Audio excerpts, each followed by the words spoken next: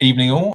You'll forgive me if I don't look at the right camera at any point because I've got a new setup and I'm confused, which is exactly why Alon and Danny will do all the good stuff this evening. But let's talk to our esteemed guest. I'm trying to think how many times you've been on now. Is this number 4, maybe?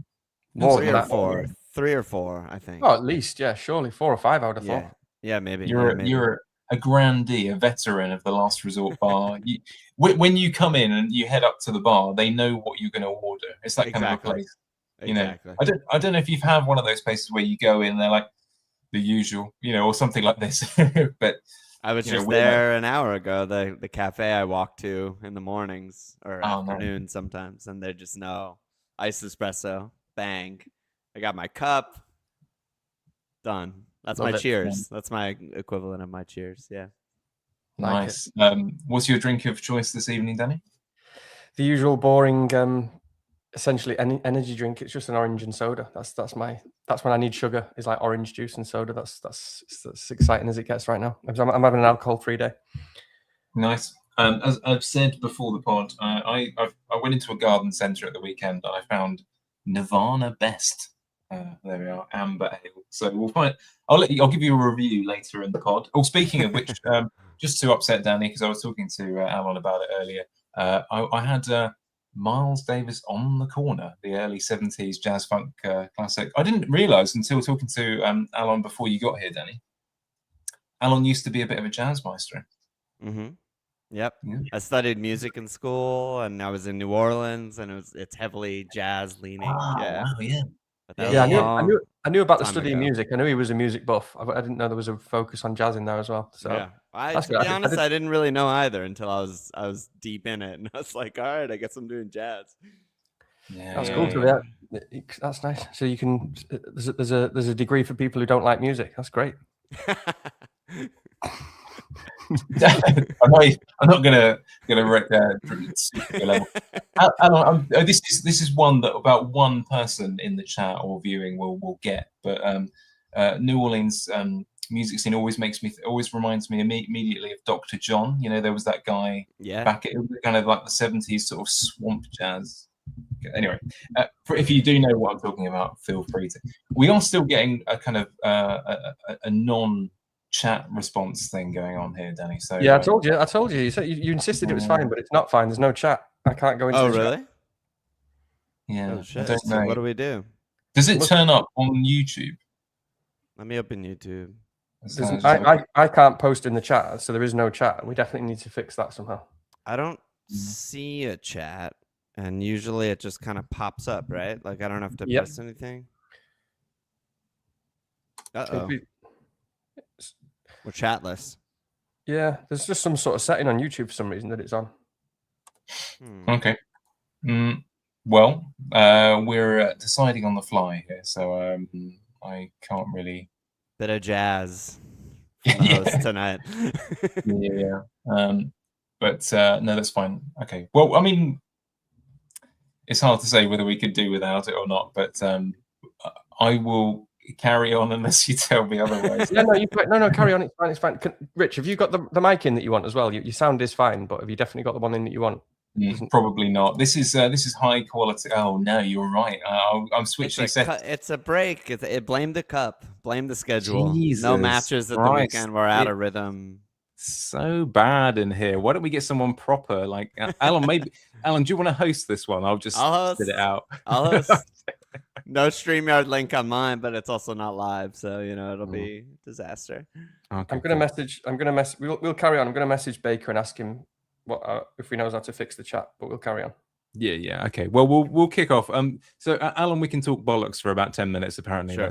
That's basically how this is going to work. No and this is good actually because it gives us a chance for FPL brain to kind of kick back into gear. Because actually, this is my segue, Alon. You'll be pleased with this. I'm just going to skip forward. Is that this is a good sign of what I do during a non-FPL weekend, right? Beautiful. Is that we exchanged on a new place. I baked all Sunday. So this is the chocolate chip and hazelnut and coconut cookies. On another tray, there was spinach and feta and pine nut parcels. So Beautiful. That's the kind of thing we do down here, don't we?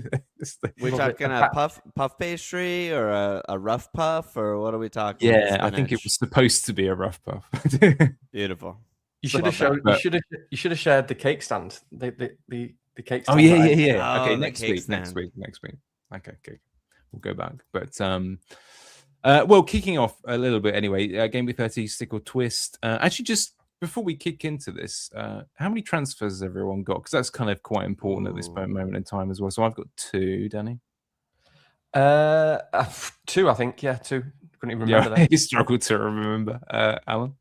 Yeah, I'm also on 2. Okay, cool. That's actually quite useful because I suspect a lot of people's predicaments this week will be a little bit about how they're approaching next week. And yes, Danny. Someone on FOMO very helpfully on Twitter says that the chat's disabled due to the content made for kids setting. So do you need to just change? There must just be a button on there normally, mate, something like that. Okay. Maybe it's because of me, my bad language. It's because on your pod, when you say diddling, I suspect. Yeah, exactly. It's too many diddles. Yeah. It's too many diddling. That may have influenced things. Danny, as you know, doing this at the same time as this is going to be in a minute, nightmare. Rich. Don't worry. In a minute, you just pass over to us in a minute and just fiddle with the middle of chat when you're in the middle of the good stuff, talking about important things. Well, that's going to be a couple of minutes off, I'm afraid, because quick mini league thing. So, by the way, Danny, you'll be pleased with me. Someone in the top 6 is also manager of the week. Wow. Save me time. I don't know whether you have, Alan. You're sort of a bit more professional than us, but I basically scan the page until I see what looks like a very high score, and I award them manager of the week. So Robin Popplewell, that's a nice name, with his Differubies FC, he slipped into the top 6 now with his 103-point haul. 103. Wow. I think I got 50. He's almost 50 points ahead of me. Jesus. Yeah, same.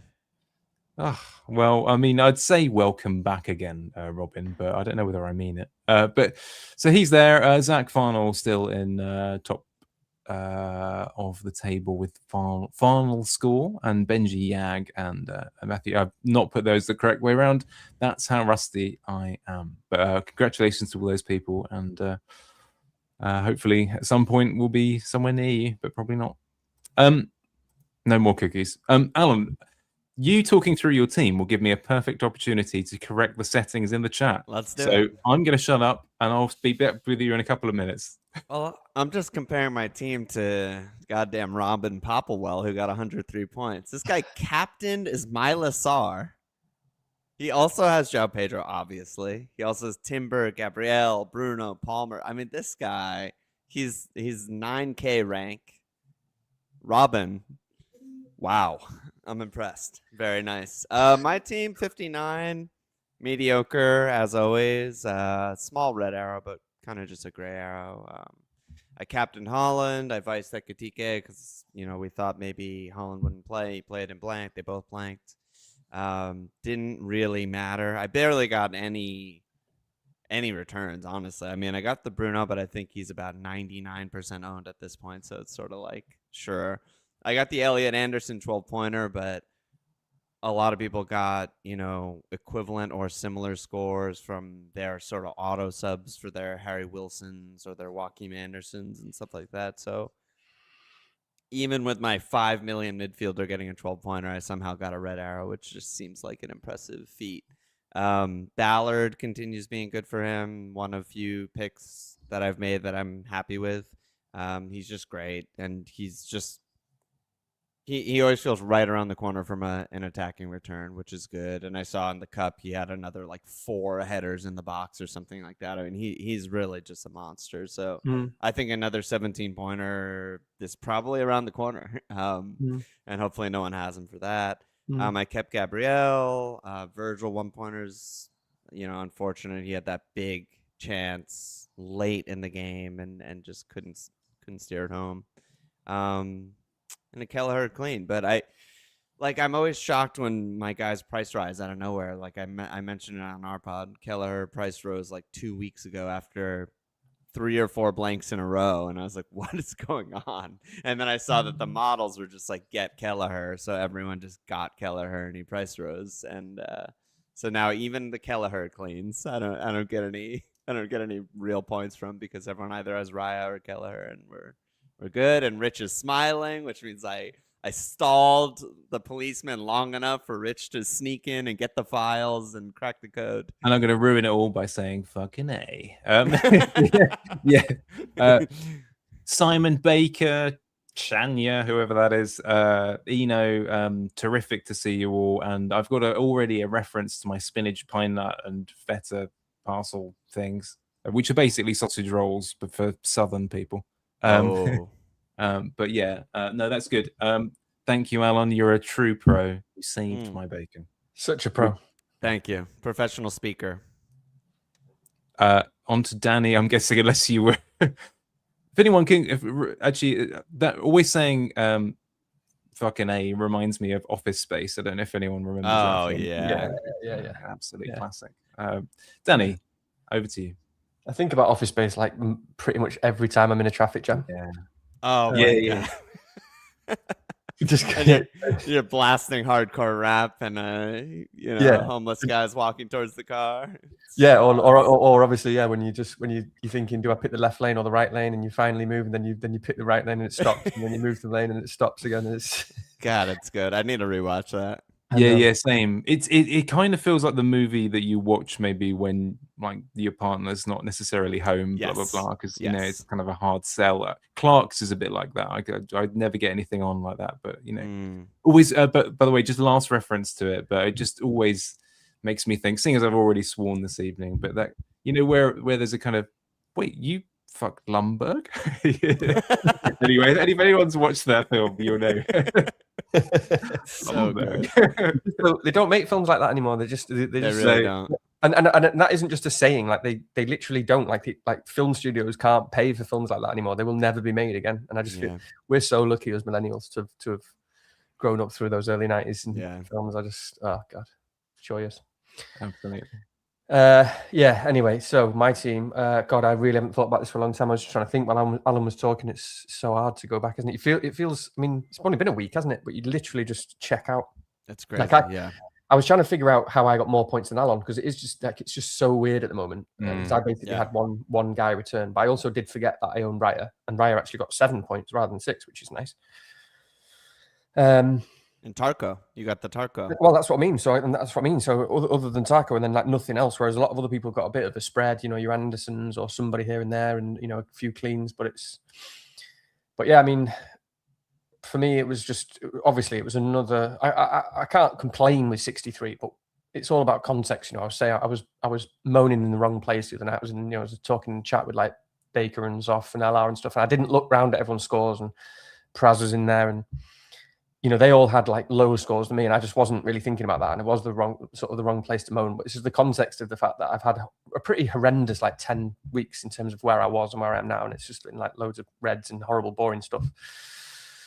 And then it's just the fact that on the first night, what was it, on the Tuesday, like Everton with the first team to play, and obviously I've held Tarkowski and Jai for so long, and I know I'm going to play them in this fixture, and it was great. They did actually. Tarkowski scored. I was like, oh my God, I'm going to have a good week. It was like, wow, this, you forget what it's like. A player scored, and I was doing the pub quiz, and the Everton game was on this far away screen. It was like a tiny little screen, and I could just see that it still said 0-0, or not 0-0, 2-0, whatever it was. And I was just thinking, oh my God, Tarkowski scored, and he's getting a clean, and it's great. And I've got some good news, and obviously it was good. 21 points from those two together. But this is FPL at the moment. The next night it was obliterated. It was wiped out. I own Tarkowski and Jai double Evan, 21 points, red arrow. I got the same captain as a lot of people. I know there was a few on Fernandez, which was nice, and that was fine. I was close to that myself. Everyone's got Gabriel, 11 points. I've got Raya, 7. Soboslai got something. I can't even read what he got there, but 5. 5, yeah. Yeah. And obviously that's it, and they're fair enough. And it's just another red arrow. So it just wipes out. So it's kind of, it hurts even more when you think you finally got something and you still haven't. But you didn't get a red arrow. I did. Did you? Yeah. I did look at it earlier, and I'm sure it's. Oh no! Do you know what? I think what it was is you went up the mini league. Yeah. Oh, did I? That's probably what it is. Yeah. So they suck even more than you do. Well, that's what I mean. Exactly. So I'm not really. It's not about complaining about a single week. It was just like Just thought I'd finally got something, but everything else was crap as usual. I mean, let's not moan too much, but God, it always seems to happen. When someone like the Wilson thing, like fair enough, because I went Szoboszlai over Wilson, which the week before last, and you get some luck, you get some bad luck. I mean, Liverpool did score 5 goals. Szoboszlai did look really good. He played really well. He only got an assist. Fair enough. It's not like he's an output merchant, but Wilson got an assist from a 0.01. It was just like passed it to someone for a worldie and then scored a goal, which probably should have been disallowed based on precedent. Fine, you get whooped with the 12 points, but then you think, the minutes weren't great, which is like there, and then obviously he got injured, and you think, oh, I can catch up.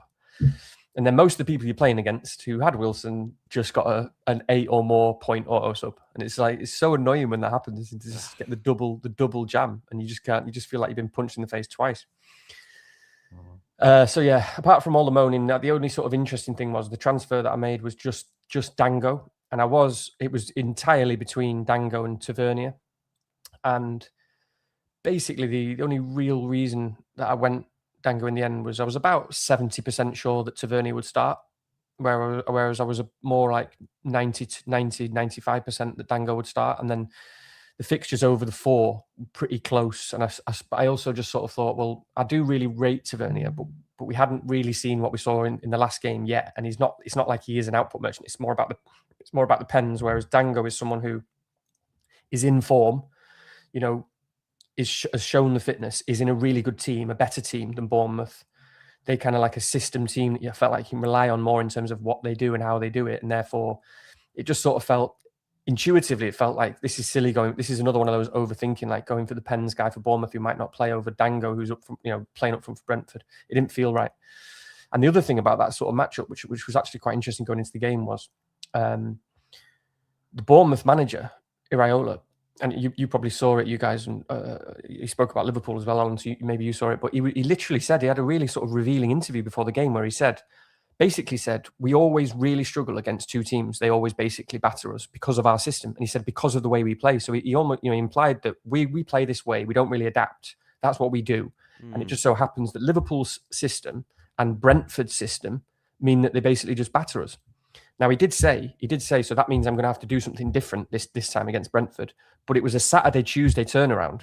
So I had to make that bet in my head, like, okay, I do back Areola to be able to do something different. But it's 2 days of training. Yeah. And I'm like, it's all that sort of going through my head. And do I just bet on kind of Brentford just doing what they normally do, which seemed like the logical thing, given that the evidence is there, given that they've done it loads of times before. But, and I only saw the highlights of the game. I didn't see like the whole game. But, they obviously did work it really well in terms of doing something differently. And Tavernier should have scored absolutely shitloads of points. So I got lucky basically by not going by picking what was the wrong call based on outcome. So yeah, so here we are. That's it really. He looked absolutely ridiculous, didn't he, Tavernier? And by the way, can I just say, because I actually got a DM last week about our pronunciation of Tavernier. I'm sorry. I'm going to go with the French version. Yeah, no, none of this what is it that other people would say? Tavernier. Oh, come on, it sounds ugly. We can't go with that. We're going to ponce it up here. That's the way we're going to do it. But, can I just ask, with the Dango transfer, was that injury dependent? Were you ideally going somewhere else like Wilson, but Dango came in because of that, or was it 50-50 or? Yeah, kind of. Yeah, because when I went Szoboszlai over Wilson, which again was in hindsight a mistake in the end, but I'd quite like the Szoboszlai low ownership. It was then right. Okay, I'm not going Wilson this week, but I'm going to go Wilson next week because he's still got West Ham at home or whatever it was. So at that point, when Wilson looked fully fit, I was planning to go Wilson, but then with the Wilson injury, it changed it obviously. So then it was Dango or Tav. And obviously, I know it was for Rice. So again, that was a sort of transfer, just to say really quickly, that I probably wouldn't typically make. But in my position, it was like Rice is like 55-60% owned. I could have easily kept Rice. That was a sensible, perfectly fine decision. But it's just, we're running out of weeks. And it was just a bit of a low ownership player that I also believe in. I had 2 transfers. So, but again, I think I would have been better off. Did Rice DEFCON in the end? I can't even remember if he or did he not? I think it was one. No, just an assist, I think. Oh, okay. So same points anyway. But yeah, so 5, wasn't it? Yeah. some people in the chat just mentioning about the West Ham Brentford lineups tonight in the Cup, which are quite interesting actually. So for what it's worth, Sharda, Atara, Thiago, etc. all play. Okay. So they're all playing in the Cup game. So they are more or less going for it. Brentford. On the other hand, so West Ham, the starting lineup includes Walker Peters, Scarles, Mahamadou Conte, who's like 19 or 20 or something, Traore, and Pablo has returned to the starting lineup after an injury. So I think it's fair to say they are not going for it. In fact, there's someone on the bench I've never heard of called Herrick. He's a goalkeeper. No, he's like a 19-year-old goalkeeper. Herrick. So look out for that guy, Herrick. My team. So pretty disappointed. It's definitely a red arrow here. What's weird about this, Danny, is I know quite rightly, and I agree with you on the whole. You know, this I got some bench jam. I got 20 points off the bench, didn't I? More or less, something like that. Mm-hmm. Yeah. So I got Anderson. Alon, just before your angry looks here, it's a very deep squad. This one. Yeah, I know. Before the accusatory looks, but actually no. To say that, I've got 22 points off the bench because Bob Sanchez went walkabout as well. But anyway, my point being, so Hill came in and Anderson came in for Anderson and Wilson. Still managed to leave an Alderete clean sheet. Oh, he's become bizarre, hasn't he? Like, he went from getting no defcons for ages. I got, what was it, 5 1-pointers out of 6 whenever I've played him, and now he's suddenly getting like 20 defcon and clean sheets. It's just unbelievable. But the point is, like, this team still got a red arrow with 20 points off the bench. So that just goes to show how much of a suck week it was, because there's just nothing going on there. But for what it's worth, if I'd made the transfer that I was tempted with, it would have been even worse, because I was really, really keen to get Tavernier in, and that would have been even worse. Oh no, Rice only got 3, didn't he? So it would have been the same. But you're 1 point up. Tav got booked, didn't he? I think Tav got booked. Oh, did he? Okay, yeah. So yeah, that who knows? That could make all the difference at the end of the season or something like this. So so pretty, and obviously, like a lot of people, went for the wrong captain after debating that for quite a while as well. But what can you do? Anyway, let's go on to the questions, and we'll talk about what we're going to talk about this week. In fact, it starts with Marcus Tavernier, so it's almost as if you knew, chat. So thank you very much. I should say hello properly to people. There's a lot of good folk in there. In fact, I saw a good comment earlier, which you'll like, Alon. I've got a feeling anyway. Gareth playing RZA on the drive to work last week in the middle of Somerset felt so off space. So there you go. I can imagine his neighbours don't like him anymore. Rizza. Good. FPL hippie, hello to you. The guy who also said fucking hey earlier, Brian, thank you very much. And lots of other people besides, but just always good to give a few shout-outs. And Rich, let's get an early like and subscribe in, because Alon's here. Even if you don't like us, you can like him. And you quite rightly point this out. I'm going to take this down for a minute, Danny. Would you be able to tell us about your important research? Yeah, sorry. I just want to ask. I mean, I posted on X and Reddit, by the way. Reddit. I did not know about Reddit. I'll tell you about that in a second. But Reddit's real. I mean, I knew about it, but wow. So I'm going to tell you that in a second. But yeah, we're doing some research. Just decided why not, given that I've got this access to like so many fantasy football players. Why don't I? And I'm kind of like working at university. Why don't I do some research into FPL, because nobody does it and there isn't any out there, and it's like game played by 12 million people. So but yeah, to do that, we're going to, we're exploring kind of the psychology of FPL managers, really. And there's loads of things we can do in the future in terms of, I don't know, anything, decision making, thinking styles, personalities, and all sorts that we can look at. It should be really interesting. But to do that, we first need a scale and sort of a validated measure of why people actually play. Because all there is like stuff from back in the day for like American fantasy, Alon, which is obviously pretty similar, but obviously they call it like legacy stuff now. I mean, it's like draft based, and it's more like draft. So it's actually a lot of my and Walsh's deficiencies, I think, are because we kind of grew up playing American style fantasies for 20 years, and FPL is just so different. But go ahead. No, exactly. So I'd be interested to know about how it's different. But it's definitely different, and there's different motives, and obviously you have a overall ranking in terms of the world, and it's a worldwide stuff, and it's like there's no you don't win any money, you don't win anything, you just win a stress ball. And people play it with them. People play it, as we talked about last pod, because you kind of social identity for some people and all sorts of stuff. But anyway, so there's a survey. If people don't mind doing it, I'm sure anyone who watches this pod has probably already done it, because who would be, you've probably already seen it. But if anyone hasn't, please, I'll post the link to the survey in the chat now, and I'll post it after the pod so that it's there. But it's genuinely like it's only a 5-minute survey. There's no writing required. I wouldn't ask anyone to do any writing, because I would never want to do that in a million years. You just push some buttons and agree with some. And actually, to be fair, the last thing I'll say is what did surprise me was quite a lot of people have sort of said it was sort of like help them think about who they are as a fantasy football, like why they play the game, and it was like a bit of insight. So I wasn't expecting that at all. A lot of people have really thanked me for like doing it and stuff. So it's crazy. So anyway, I'll share it. Please take 5 minutes to fill out. I really appreciate it, because we just need more people to be able to validate this scale, so that next time I come with everyone for more research, it's on a different thing, basically. But yeah, cheers, Rich. I'll do that if people. No, do you know what? It is really interesting about whether one considers it a kind of a cornerstone of their personality or their character and that sort of thing. I had this situation. I have this particular blind spot with this with West Ham, because. People, regular viewers will know that, yes, it's something I grew up with. I've always, I was a season ticket holder since I was like 8 or 10 or something, when I was younger, went every week.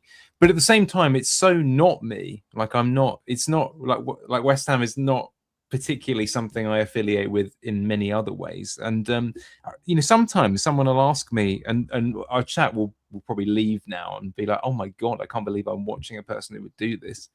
But sometimes when people ask me about it, I kind of, I will probably not say that.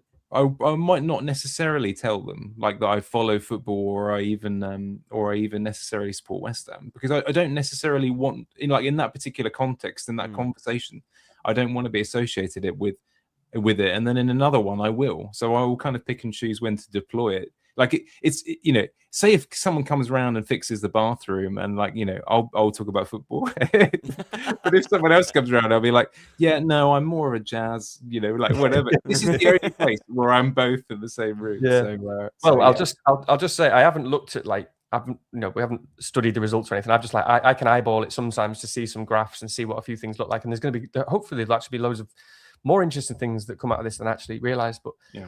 As a potential one, that's quite interesting to me, with just eyeballing it, and it's typical as kind of men, to be honest. A lot, like for example, I'm kind of seeing that, as you might expect, a lot of people spend an awful lot of time playing FPL, and for example, being on the sites, being on the podcasts, and listening to podcasts and listening to videos, of course, and an awful lot of time thinking about FPL, which is us three can probably relate to, just thinking about it far too much, but then probably / possibly hardly any time really talking about it to anyone else. So it's just like, on the weekends, it's like we spend all this time thinking about it, playing it, blah blah blah. We don't really actually talk about it, which is quite funny.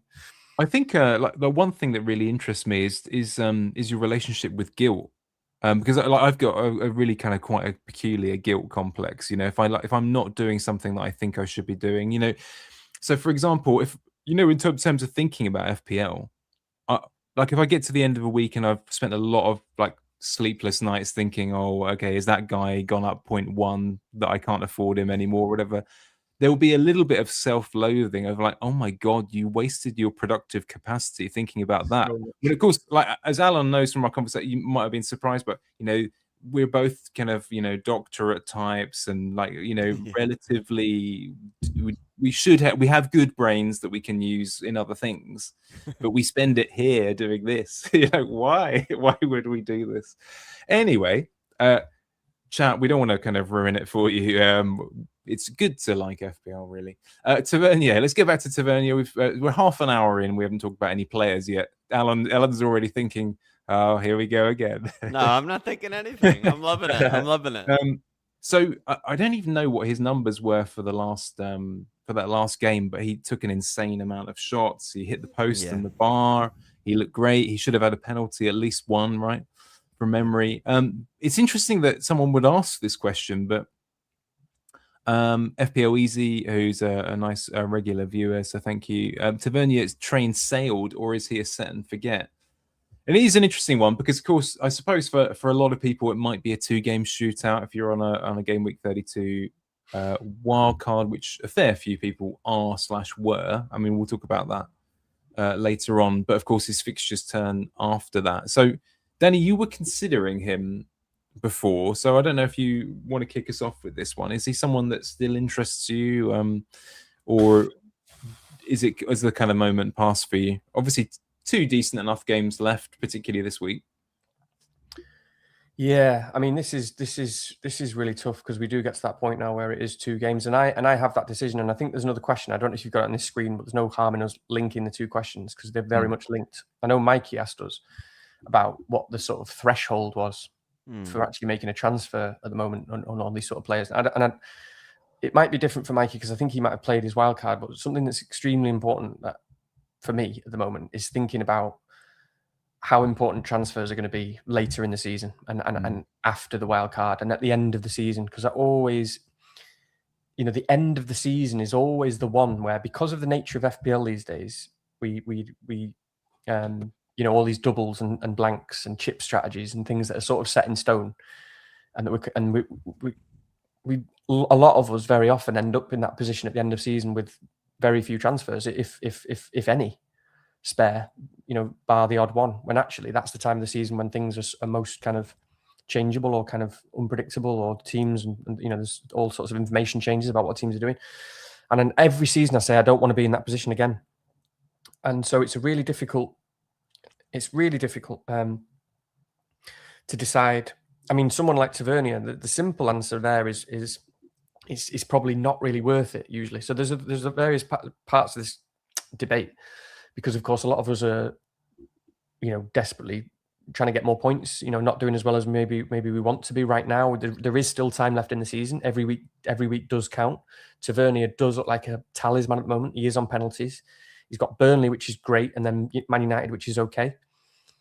So, it is a difficult one. And to take that sort of threshold question and maybe answer the 2 together, because they're all related for me in my mind.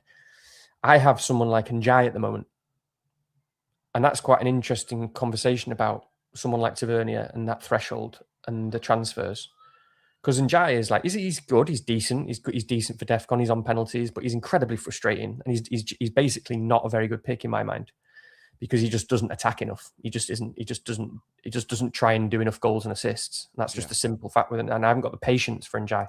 And he's got Arsenal away this week, and then he's got, which is as bad as it can get, and then he's got like Chelsea or something. Chelsea home, yeah, Chelsea home. And so even that, for me, because that's quite an extreme example, really. Someone with terrible fixtures, like, it should be worth it. It might be worth it. I might do it, but it's still reasonably close, because we're still talking about someone like Tavernier, who is Tavernier or Tavernier, whatever we were calling it before. You know what I mean? So, he is just a Bournemouth player, winger, who looks pretty good at the moment. He's not someone who you can really bank on. Anything could happen there, and Jai could get 2 penalties. Yeah. Tavernier could just do what he normally does, which is not a huge amount. So the short answer there now is I don't know yet in terms of has it sailed. I don't think it has really sailed. I mean, the other big thing about Tavernier is his ownership will be incredibly low again. So there is opportunity there. And again, I'm talking as someone who will probably, as it stands, likely wildcard in game week 32. So I'm talking about 2 game weeks. I can't remember what the fixtures are like more long term. But that's where I'm at the moment. I don't really know for sure. I don't know what you think, Alon. Any thoughts on Tav? Well, I mean, the first thing is that all I know is that it seems like everyone in the world is talking about wildcard in 32. And I know some people have already popped their wildcard, right? But I'm wondering if there's even another shout for a wildcard, because it seems like the way that the FA Cup stuff is going to shake out is that all the, quarterfinals that are in between 31 and 32, once those are done, we'll kind of know all the blanks and all the doubles leading into our 32 teams, right?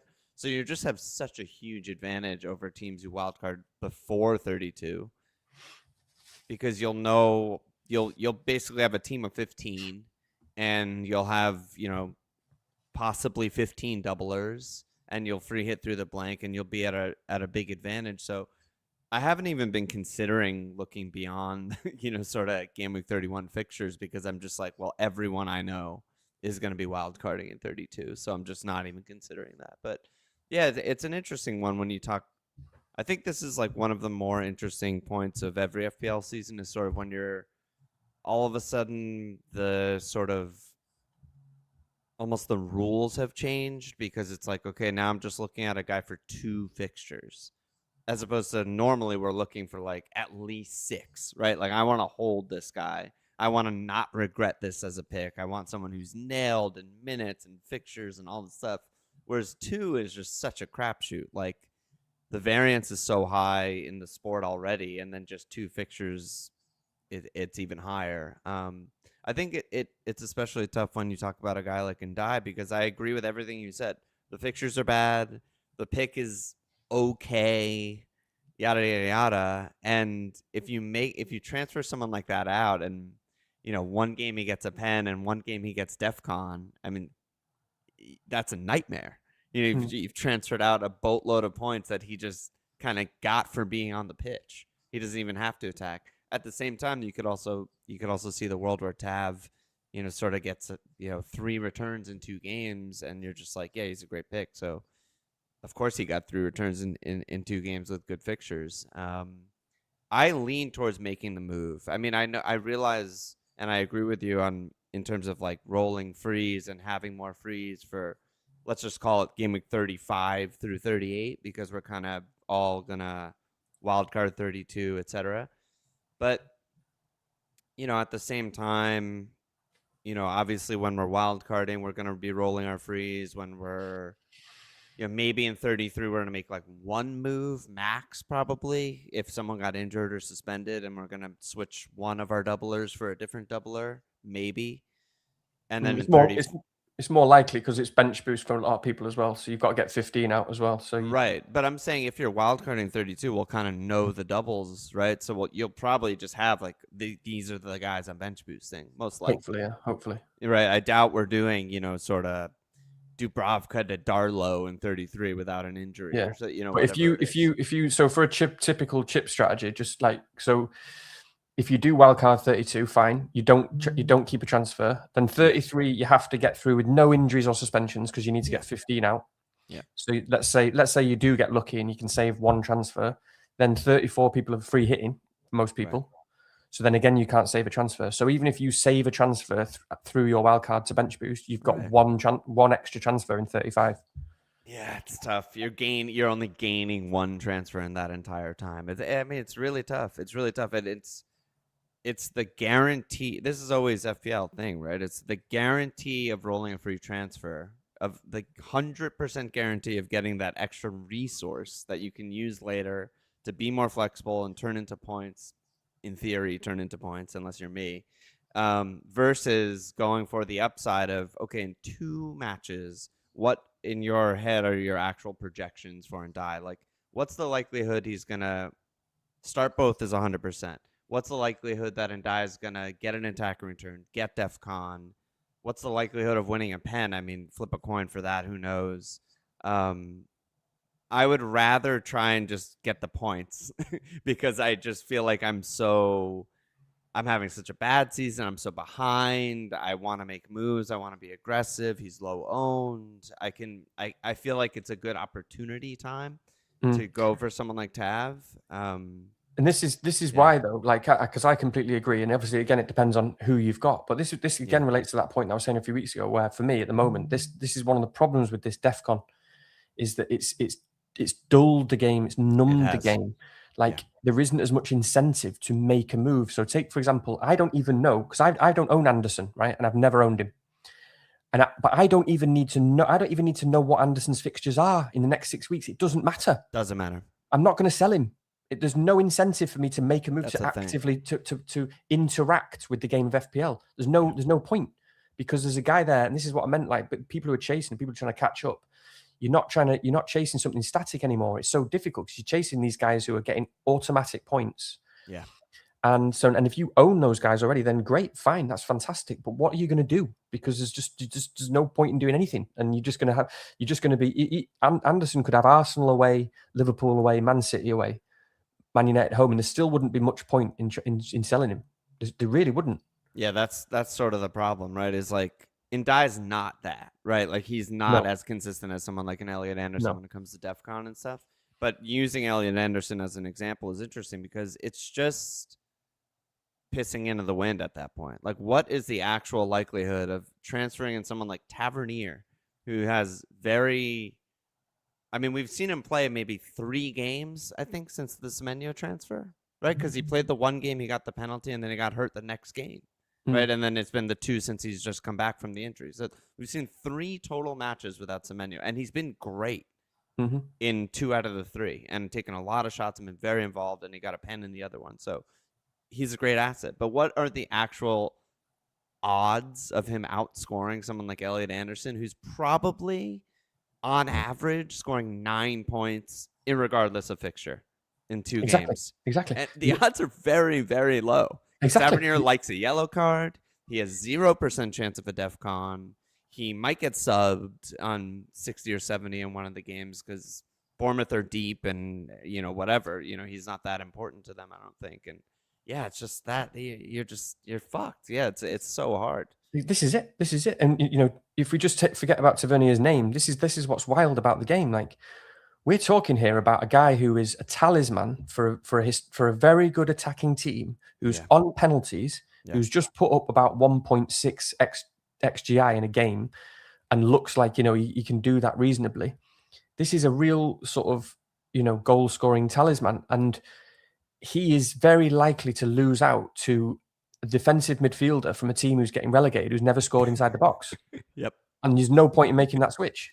And that is what FPL is. Tavernier is what FPL should be. I mean, we've got the stats and the models to back it up now and to search for it and to know how good he is, even on top of just the eye test, because we can see the stats in terms of the set pieces and the penalties.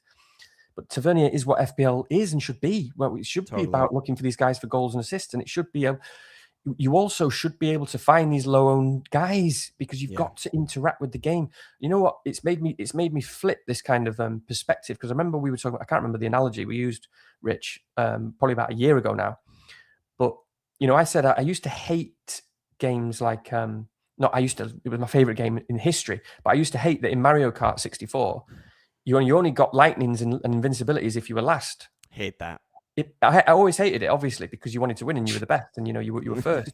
But that kept people engaged, and it did make it fair, and it did make it harder, and it did make it a little bit of a leveler and stuff. And this is almost the opposite of that, really. Where now, if you're in front, you tend to have the guys who get all these robust points and these solid points, and these good picks, and the guys behind you, the guys who are in last are getting bananas, and they've got no chance of what you're going to do.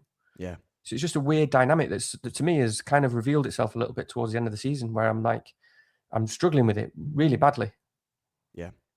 I mean, if you look back at seasons past, I mean, Elliot Anderson will end the season averaging more than 4 points per game. But if you just keep it at 4 points per game, that's a 150-point season. And they're, in the past, those guys were at least 6'5", 7, 7'5", to get someone who's just nailed 100% floor of 150 points. That was like prime JWP and other guys like that. Like even like Bruno's had seasons where he's only gotten 170 points or whatever. And Elliot Anderson's just gonna by accident get 170 points this year. And he goes 5'4". It's just it's kind of a silly season. It's crazy. Do you know, I was just thinking about your survey, Danny. I'll just put Heather's little remark on the screen. Thank you, Heather. Thank you. Good work, Heather. It made me think to myself, if I was reading your survey while I was listening to this, answering some of those questions, I was thinking, why is it that I play this game? Why is it that instead of going for the guy who looks really good with the high XG and the pens and the goals, etc., I could just stick with Declan and Elliot and I'm okay. Why are we here? No, Why are we doing this? You could go through the whole season never looking at your rank and never looking at your players. Hey, what a game! Yeah, exactly. It'd be ideal in many ways. I'm very busy at the moment. I just don't need to look. Also, by the way, just a moment to reflect on the idea that you could possibly in your teams transfer out a Declan for a Marcus. It's like solicitors play sports, something like that, But I'm not gonna, dump on the guy on Twitter who's DMing me about Elliot Anderson when I bought him, but I found it like shocking that he was saying like now he was being like, kind of making fun of my decision. He was like, now you're getting Elliot Anderson right when FPL Review says that he's a bad pick.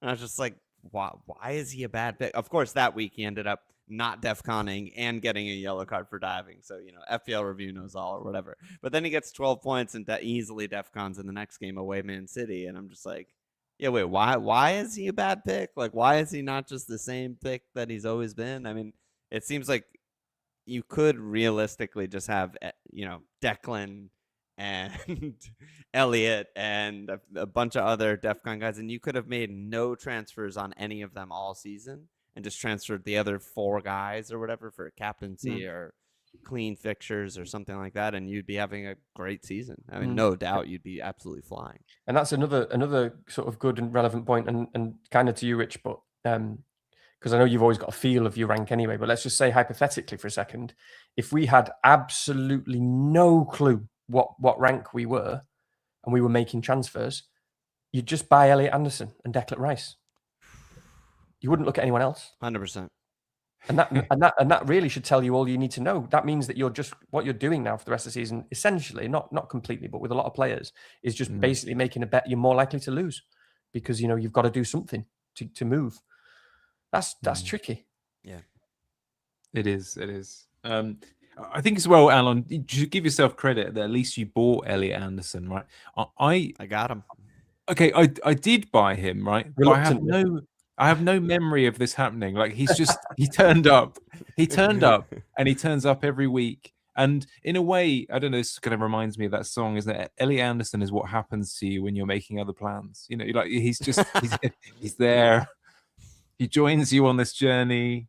He means you don't have to do things. Anyway, so no, but I mean, it's really real, Danny, when you're saying like that's what FPL should be. Like FPL really should be finding someone like Marcus Tavernier, as you say, getting him in because he's low owned with banger fixtures before we're wild carding, and it's no risk because he's definitely going to start and he's on penalties, and it's not particularly fun owning Elliot Anderson. Like even I bought him, I started him, he gets a 12-pointer against Man City, and I'm like, yeah, Elliot Anderson, baby. Like it's like yeah, well, exactly. That one of those questions. I'm thinking about the survey now myself, and part of the questions, and this is entirely separate from this season. I mean, one of the factors, if you like, within that's being measured there is to kind of mastery and strategy and kind of how we like to approach the game, why we play the game, and that sense of accomplishment and fulfillment. You see. Yeah. And that all links to those things about strategy, about optimization, about finding things other people don't find. And so that I hadn't even thought about this until now. And that's another point, is that Anderson is kind of the opposite to that. That's exactly why you don't feel that. You don't feel that big sense of accomplishment. You haven't discovered something that other people don't know about. You've just got this guy who's just a no-brainer. So that's another important and interesting point, actually. I'm going to also mention if there was a way to actually put blinders on, when you really can, if you're in the content creating, posting on Twitter sphere or whatever. But, like you just mentioned, if you didn't know your rank, you would just buy Elliot Anderson, buy Declan Rice, whatever. It's the same. I always think about this, like when I started playing FPL, like I had no idea how many people are captaining Rooney. I just captain him because he's the best captain. And then when he scores, I'm like, I'm a fucking genius because I captain the guy who scored a brace, But probably 85% of like active manager were obviously captaining because he was obviously the best captain, but not knowing makes it so much more enjoyable because you think I did something good here. But knowing that everyone's wild carding this week, everyone's gonna have this guy on bench boost because he's 4-1 and he defcons and he's nailed, and everyone's gonna, it's like it strips joy from the game, because now you're just like, oh, am I just following someone else's script? Like, am I not even making my own decisions? No, absolutely. Before I will just dwell on the FA Cup draw in a moment, because I know that people have been talking about that. But before I do, I have now remembered how Anderson got into my team, which tells a story in its own right, and it just reminds me of there are going to be loads of people in the chat who have read and probably reread 1984 at some point. But like the central protagonist, Winston Smith, at some point he accepts defeat almost, and he loves Big Brother, and he tried to live for freedom and love and all those exciting things before, but then eventually decided he loved Big Brother.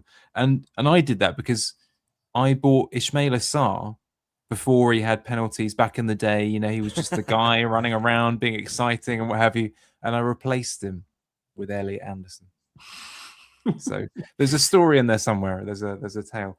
Talking of another guy, FA Cup, just very quickly. So the draw, because this does affect various things we'll talk about later on. But Southampton have got a tie against Arsenal, Chelsea against Port Vale.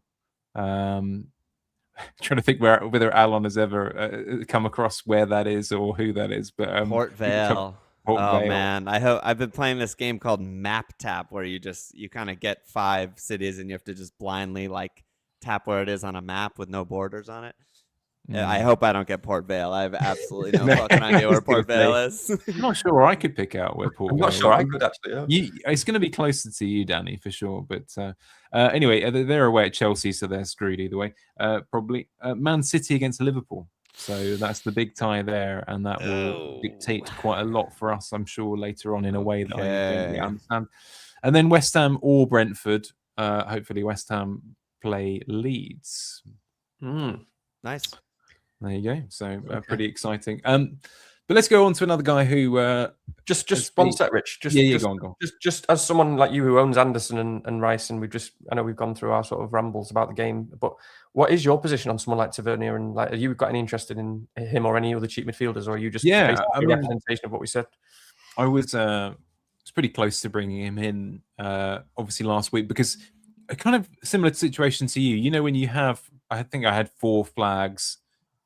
And it was one of those situations where it could have played out that, you were going to be missing somebody and just losing points, etc. And he obviously was good for a few fixtures anyway. So it was very appealing. But the thing is, ultimately held enough nerve to not do that move. And now I have to bench very probably one of Harry Wilson, Elliot Anderson or Declan Rice this week. And they've all got okay fixtures. It's going to be quite a hard argument to move any of them on, because it's like, well, why? I could. It could be exciting, but you're as likely to lose out of that bet as you are to win it. So my position is probably, when we come to my team later on, that it will be probably one player. It will be a 1-game shootout, but the rest of the transfers I'll try and stash. But yeah, we'll come to that a bit later on. But yeah, it's. I don't think though the train has sailed, if there is such a thing as a train sailing. I'm not quite sure that works easily. But have you been drinking? I don't think you have. Maybe that's Google Translate or something. Who knows? Yeah. The ship sailed. The train has left the station. That's right. Yeah, we'll go there. Would you sell one of Haaland, Thiago, or Ekitike for Joao Pedro? This is quite an interesting one. Loads of people that we knew sold Joao Pedro in game week. What would it have been now? 27 or 8? I can't remember. 28, I think, for Thiago. You've been long on the Thiago side of things, Alon. So I don't know whether I might come to you first here. I mean, I think we have to start with saying Joao Pedro. You can't. It's hard to deny at this point. The minutes are looking a lot more secure than we necessarily knew that they were going to be. He's definitely the main man. He does seem to have a real knack. I don't know if anyone saw, not so much the goals, because obviously, what did he get? 3 goals and an assist against Villa. If anyone saw that assist, it was the most ridiculous assist. I think it sort of brushed his shirt or chest and fell into the path of Palmer or something. It was the most ridiculous thing going. But And it happens all the time. Even I think it was game week 2 or 3 against West Ham. He scored from a couple of corners. They just landed on him. And I don't know whether that's skill or not. It was almost like that Savinho goal the other night, he just stands still and hits him or whatever it was.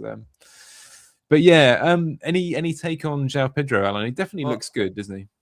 Yeah, he looks unbelievable. He's really like, I don't know, maybe it'll die down at some point, but right now it seems like, he's sort of found some sort of role where he's actually getting shots and he's actually getting goals, and a lot of them, and he looks incredible and he's striking the ball well and all of the above. So yeah, I mean, I think for Ekitike and Thiago, my answer is no. I mean, both of them have good fixtures and are nailed, and I expect points, but I think Haaland is really the interesting one. I mean, Haaland's numbers have really taken a step back since the Semenyo move. He's kind of playing 2 or 3 forwards if Marmoush is in there too. And, maybe he's less of the focal point for shots and more of the focal point for sort of like build up, hold up, or just dragging center backs around. And I think it's not a leap to say, I think he's probably carrying something, right? He randomly missed that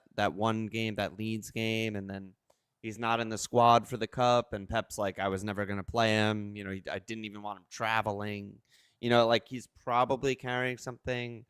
Away West Ham is a good fixture, not an incredible banker. And I think I haven't looked that closely at captaincy yet, but I don't think he would be my captain anyway.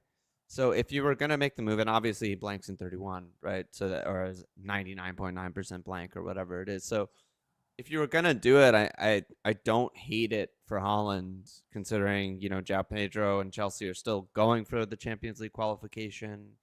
Home Newcastle's just a good fixture at this point. I don't know how else to interpret Newcastle. I mean, obviously they're a tough team and can play well from time to time, but they can also lay an egg from time to time. And they have Barcelona, and who knows how Eddie's gonna, rotate or whatever.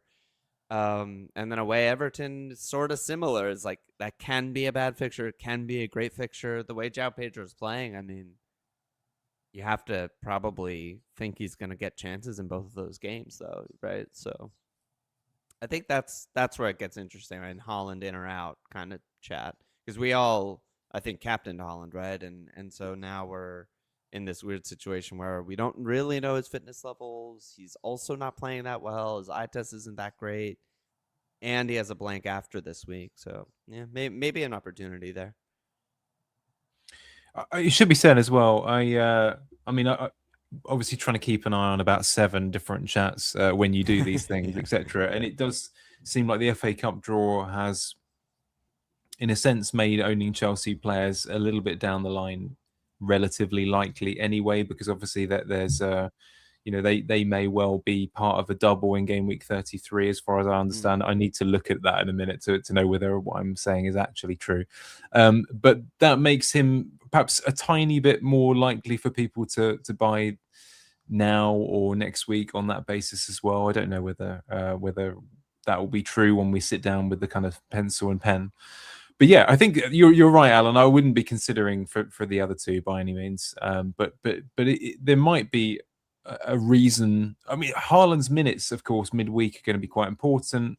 I don't know where their fixture turns up on the weekend in terms of whether it's an early kickoff or anything like that. So perhaps if the chat can tell us whether we might get any City team news for the weekend, that'd be really interesting. But yeah, I mean, certainly you'd have to say that they're going to put full strength teams out against Real Madrid. Is it Real Madrid? Yeah, Real Madrid. Yeah. So that is pretty important it's as well. Wednesday, Saturday, in terms of rest and flying back from. So they'll probably fly back from Madrid very, very late Wednesday night.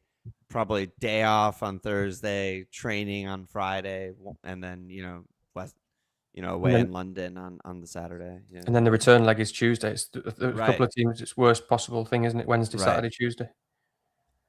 So it is that, isn't it? It's still, let's be honest, of just literally for the one game week, for game week 30, it's still a pretty big gamble, right? You are ultimately against someone who's 100%. massively owned on penalties for a very attacking team with I guess is it a better fixture than Newcastle at home? Maybe, probably not. Actually, it's a bit of a debate, but it's certainly comparable. Haaland's got a great record against West Ham. I think he scored twice the first time he ever went to that stadium. I mean, like any good striker would, to be honest with you. But Danny, what's your take? Do you sympathise with Mark's? Mark got a lot of questions in this week. I've actually, I reckon he bounced me about 8 of those bad boys. I've used 3 or 4. Yeah, nice. I'm struggling because this is the big question. Really, it relates to all the points we've said. It relates to how many transfers do you want to make, how many transfers do you want to sell. The most important question really pertains to captaincy, which I'm down. So all these things are linked. So this is where I'm really struggling because Thiago and Ekitike are not sells. I don't own Ekitike. This Joao Pedro thing in general has been very annoying for me, and this is no hindsight. I mean, I said it on the pod weeks ago as well. Like, it was one of those occasions where, I kind of only, within a couple of games of Joao Pedro playing very well, it was very clear to me that, not that he would definitely carry on and he would score all these goals, but it was very clear to me that he was in a really good place, and it was essentially he was on form, and he was in form, and however long that was going to last. But that was one of those ones where I'm looking at him, and I'd have been sitting at home, on lots of other seasons, watching Match of the Day, thinking he's coming in my team. I don't even want to tell anyone else. I'm not going to talk about it. I want this guy because I can see this guy's on it. And unfortunately for me, it was illogical, like it was for many people, because I had Haaland, I had Thiago, I didn't have any other strikers, I had good players, I didn't have enough transfers, so I just couldn't get him in, and I wanted him, and then he's just gone on to do what he's done, which is it's annoying, but it is what it is. And I'm kind of back at that point now, really, because of the Haaland thing, because Haaland is almost certainly not playing in 31 now, and I simply look at West Ham away this weekend as a pretty bad fixture, actually. Like, I know objectively it's fine, it's fine. Yeah. And I know it's Haaland, so this is the thing, like, it's Haaland, so he just needs to get one sniff. I mean, even the weekend just gone when he wasn't looking great, he was inches away from a tap-in, wasn't he? Yeah. Obviously, he's on pens, etc., etc. It's alongside all of that, like you said, Alon, like it looks pretty heavy, like he's either carrying something or he's tired. Yeah. And you always know when you often can't see these things, and when you suspect them, even when you suspect them, it's a bad thing, and we often sort of don't react quickly enough because we don't have the evidence, and we have loss aversion, and we're scared, and there's the ownership and all this sort of stuff. Right now with Haaland, we're actually seeing that. He's already missed one game, and then he's missed another game. He missed the FA Cup as well, didn't he? There's clearly, and we know that Pep is like a rhythm guy. Like, he's not going to rest. He's not going to just not playing for 2 whole games. And if Haaland was like fully fit, like he often is at the start of the season, so we really are seeing something with Haaland. But it's Haaland. So then the question still comes to. So I basically, what I'm saying here is, I would be okay with selling Haaland to a Joao Pedro, but it comes down to who do you want to captain and who are you replacing it with? Because the obvious question for a lot of people is it Salah? Is it Palmer? I know Salah, a lot of people won't like that, but it's still, Spurs is the fixture. Liverpool is the team. Yeah. So let's just take, for example, let's just say it was Salah. So fine, that could be brilliant. And I might even, I'm looking at that sort of double move because it's an option for me, because it gets me the extra player for 31. And I might want to captain Salah against Spurs. And we'll talk about Salah in a bit because it's a separate conversation. But I also, like a lot of us do, own Bruno Fernandes. And I'm struggling with that because Villa does look like a good fixture at the moment. I think Fernandes is probably objectively the best captaincy, probably really. He's probably the best pick. I mean, Salah's probably ahead on review or projected points by a bit. I've not checked for a while. But there's a but with Fernandes as well. Like, I'm a little bit worried about that as well. I'm a little bit worried about Carrick and Man United versus someone like an Emery. I have this sort of worry about. I sort of generally see Carrick and the coaching team as very good, but they're kind of. I'm not sure how good they're going to be against someone and a manager who I think is going to adapt what they do just to stifle Carrick and just to do something different. And I always worry about an Emery or a Howe for those reasons. So that worries me in terms of Villa and United. So then now I'm stuck. I'm going around in circles because I'm like, okay, I don't really think Haaland's the best. I kind of think Bruno's objectively the best. I don't really rate Salah at the moment, but he did just score. He has got the best fixture. It's all about like, where do you want to go on the transfers? And this is where I'm at with this whole conversation. And then the other thing with that, the last thing I'll say is, although I do feel very good about Joao Pedro, I'm pretty sure Chelsea are on the Wednesday, Saturday, Tuesday as well, aren't they? Correct me if I'm wrong, someone in the chat. But Wednesday, Saturday, Tuesday is bad. Yeah, they are. And they do have other picks, and they do have Delap and stuff. And I don't really know what that looks like. And they do still need to win in the league. So maybe it's overthinking. Maybe he's fine for minutes. Maybe he's a guy who can just knock out games for fun. But Saturday, Wednesday, Tuesday is a problem, I think. I just wanted to add because I was thinking about this while you were talking, Danny. Is just I don't think it's a coincidence that Marmoush has just been starting at striker for a few games, maybe 3 or 4 games in the last month, and done really, really well. And they've won all of them, and he scored a bunch of goals, including against Newcastle. He braced again. I mean, to me, that's like, I don't want to predict Pep, and I'm not, Luke or whatever, that guy who predicts all the City lineups and stuff. But like, if he was planning on, okay, Haaland, I need you Madrid, 100% fitness, balls to the wall, and I'm giving you West Ham off, that's Marmoush's game.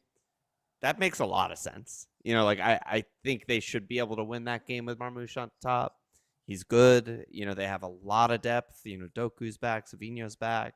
Semenyo's obviously in incredible form. And, so maybe that's something they're looking at because, he has been starting Marmoush successfully in different competitions when Haaland's missed out. For sure. Yeah. I think just one thing to add. I know Danny's more or less touched on it there a few minutes ago, but just regardless of the status and the form and that sort of thing of Haaland, just for a second, with transfers and when you deploy them, etc., it's worth saying, as we've all kind of gone through here. Okay, so City, Madrid, West Ham, Madrid, Liverpool, Tottenham, Galatasaray fixture, and Galatasaray at the same time the following week. Chelsea, obviously, the two ties against Paris Saint-Germain. So if you are on the fence with these things, it is always one of the... You do tend to think that there's going to be an issue with something or somebody in this kind of period of time. It's quite hard to hope that everyone's going to come through completely unscathed. So, if you're on the fence, keeping something back for 31 isn't the end of the world, is it, by any means? So it is a tricky one. But yeah, it doesn't look great. He's got a gashed leg as well, which I know that fans of Championship Manager will very much be enjoying as the injury of choice in that particular question. But I think he's okay. And just as a general kind of gameplay approach and strategy that we're talking about is like, let's say a lot of us, everyone wants to gain rank. So everyone wants to gain rank. So are we going to sit here now and have watched Joao Pedro? Yes, he is fantastic. And maybe this is a silly thing, but there's an element of this gameplay. Are we going to sit here now and watch Joao Pedro absolutely destroy it for the last 6, 7, 8 weeks at something ridiculous like 60% ownership, which is what he's been, or higher? Are we then going to buy into a guy who is 70% owned against Newcastle in a Wednesday, Saturday, Tuesday swing when we could pick someone who doesn't have that sort of horrible fixture swing and hardly anyone owns? It's not very good gameplay, is it, in terms of just generally differentiating yourself and giving yourself a chance of making big rises? It's not, you know what I mean? Mm-hmm. That's got to factor in. Yeah, God, it's tough. I've changed Mikey's name to Big Mike, and that's why I didn't see it. That's why I think it's the question I talked about. I noticed that a minute ago. That's the question I talked about. Just for a bit of variety, who is Big Mike's in a TV show, isn't he? Who's Big Mike? It's Stormzy. Is it? That's what I think. When I see Big Mike, because he plays FPL and he's got an account, he might even his FPL. That might even be the name of his FPL account on Twitter. I can't remember. Funny. What's the big guy that is briefly like working with Saul Goodman in Breaking Bad? Isn't he Big Mike as well? Or I just made that up? I don't know. I don't know either. I think I have made that up, but it's. I mean, there was a New Orleans rapper called Big Mike. It's been bringing it all There's the a way lot of back to Big New Mike. Orleans. Yeah. Okay, anyway, enough of that distraction for a minute. For all those without a wildcard left, what is the threshold for making a transfer aside from a reasonably long injury or suspension? I mean, I feel like we've, in a way, talked about this quite a lot, but Alon, you had your hand up. Is that I had my hand up because it's all coming full circle right now. This is a big head explosion moment. Big Mike was in the Ghetto Boys, and the Ghetto Boys feature heavily in Office Space. No way. Damn, it feels good to be a gangster. No way. I think one of the other tracks that like kind of blew them up. It was the Office Space soundtrack. To be a gangster. What a tune that is. Yeah, incredible. Class. So that's brilliant. That's Big Mike. Yeah, love it. When you finish this pod tonight, don't be watching the highlights, etc. Stick Office Space straight on. Yeah. And Lumberg and co. Roll one up. Yeah, exactly. Well, there is that. I'm not entirely sure we've got much more to add to this question because I feel like we've done it a fair amount. So if we do have more Big Mike, as I'm sure Mrs. Mike calls you, we'll come back to that one. What are your thoughts on everyone seemingly being on the same chip strategy? It's interesting. Yeah, I've seen a few people talk about this today. Pete says, are you okay with this, or will you be looking to differentiate yourself from the pack? So I know that Pete, he's a man who's not afraid of a little bit of a different diversion. I've seen quite a few people release videos and that sort of thing in the last couple of days who are sort of gunning for an alternative strategy. I know our SKLW buddy Craig is definitely going towards an early bench boost and a wildcarding at a different time. Have you given this much thought, Alon, yourself? I know that this links into the last question as well, because Pep, when he says down the bottom, have people actually looked at what a wild card is in game week 32? And it is true to say that when you do have a quick tinker with it, it doesn't look that inspiring to start with. I think those two questions do go hand in hand. I haven't really done the legwork of sort of like building a game week 30 wildcard team, a 31 wildcard team, a 32, a 33, which is what I think we should be doing if we're gonna like sort of entertain this question, because then you can really pit them against each other and say like, actually my game week 30 wildcard team is identical to my 32, but that's not really being factual because we're gonna know doubles and blanks by the time it's 32, which I think kind of corners us into like this strategy, whether it's right or wrong, of just being like, well, I want all of that information and I don't need to wildcard now. We probably all have like relatively fine teams, even if there's one or two or three guys that we're considering in or out. But for the chips, I was kind of looking at an early bench boost, partially because it does change your wildcard team. It changes what you need in your wildcard team. If you're going for that sort of 4 bench players who also double and are nailed bench boost team, I mean, it's generally going to be a lot more expensive to get that. Maybe not this season. Maybe we'll get lucky. Maybe Goodmunson's going to be doubling and he's fucking 3-8, and Dubravka's going to be doubling and he's 4-0, and maybe that'll just be so easy to make a team. But there's another world where you have to pay minimum 4-6 to get a doubling defender on the bench and 4-8 to get a doubling keeper or something like that. And it just gets a little tricky. And I don't really value the bench boost that highly. Like if I have good fixtures in any one week, I'm just like, maybe this is the week for me, So I have thought about that, but yeah, I feel like we're kind of cornered with the double and blank info, and that's just kind of like I want to not do it, and yet I'm just being like, but it's ridiculous because we're gonna have an international break, FA Cup games, Champions League, and all the European fixture games before game week 32, and we're gonna know everything. I think Danny and I are routinely the guys who don't really ever like staking too much on the bench boost, and I feel like this season's going to be no different, really. From everything I gather, that the strength of the fixtures for game week 33 for a bench boost are quite crap anyway. and a lot of the enablers are quite often from the wrong team. If in terms of the guys who you hope that will have a nice fixture that are sort of 4 million or 3.8 or whatever it might be are not terribly good from memory. Danny's probably scouring through to correct me, I suspect, because I haven't really carefully looked at this. But that does seem to be part of the issue. So, for example, I'll just pick one out that I read about today. So, someone like a Crystal Palace, for example, who very probably would double one of them is going to, Liverpool away, for example. So, a lot of these kind of things come up where it's quite hard to know that. But part of the reason why I want to carry at least one or two transfers through this period in case I do want to wildcard 32 is to get out of that bench boost. I want to torpedo a couple of those players straight out of that scenario. So if I do have West Ham have scored. Sorry, if there is a scenario where that a bench boost in 33, I would want to dump a couple of those picks immediately and get back to kind of normal play.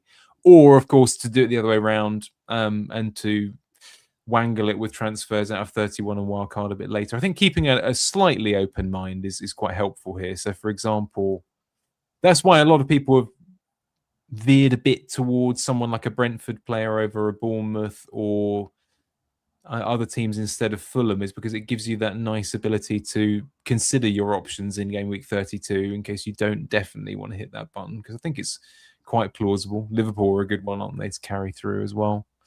What do you think, Danny? I'm back. Yeah.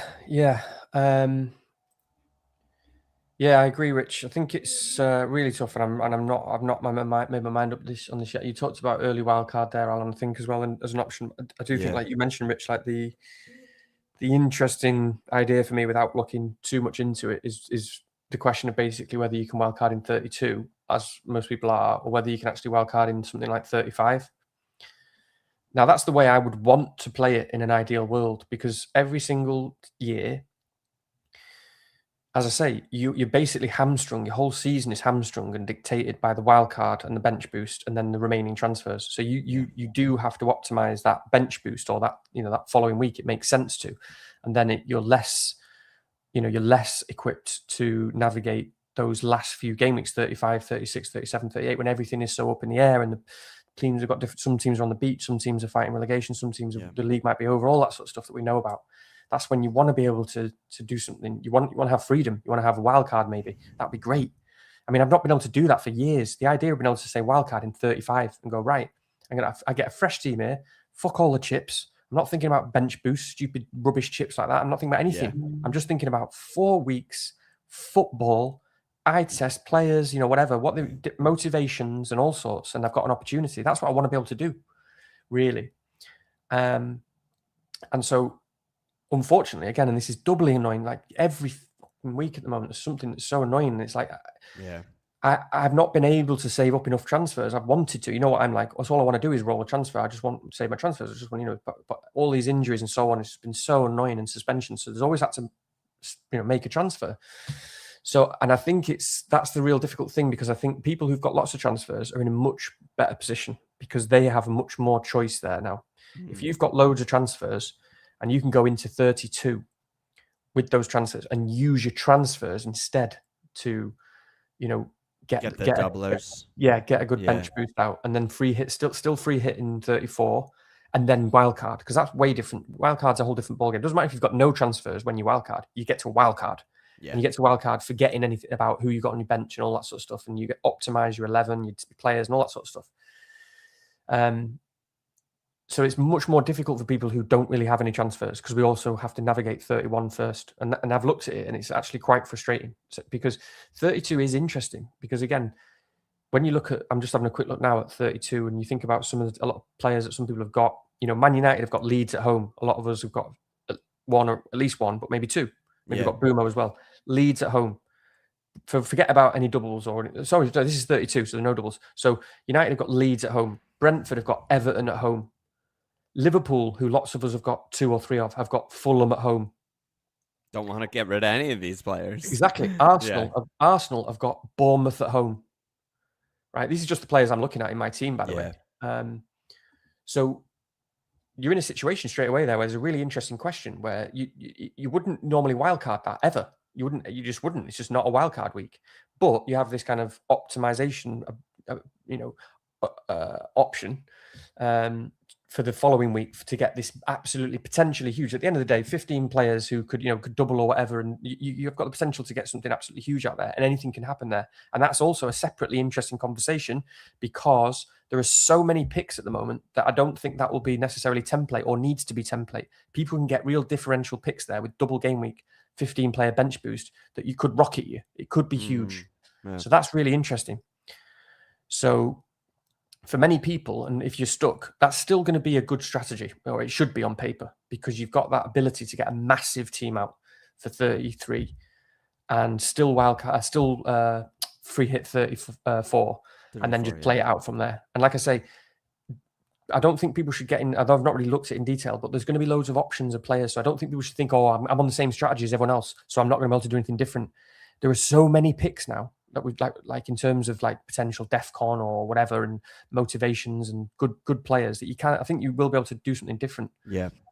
So, but like I say, those players so when you've got those players that I've just said there with amazing picks in 32, you wouldn't want to bench boost that. So if you've got 5 transfers and you can basically then still keep a load of good picks, you wouldn't have 15 doublers, but you're going to have a good few doublers, good players. At the end of the day, the bench boost is overrated. You can get a good bench boost out with your transfers, and then you get to wildcard. And obviously that is what I would want to do. But I think it's hard. Someone like me, right?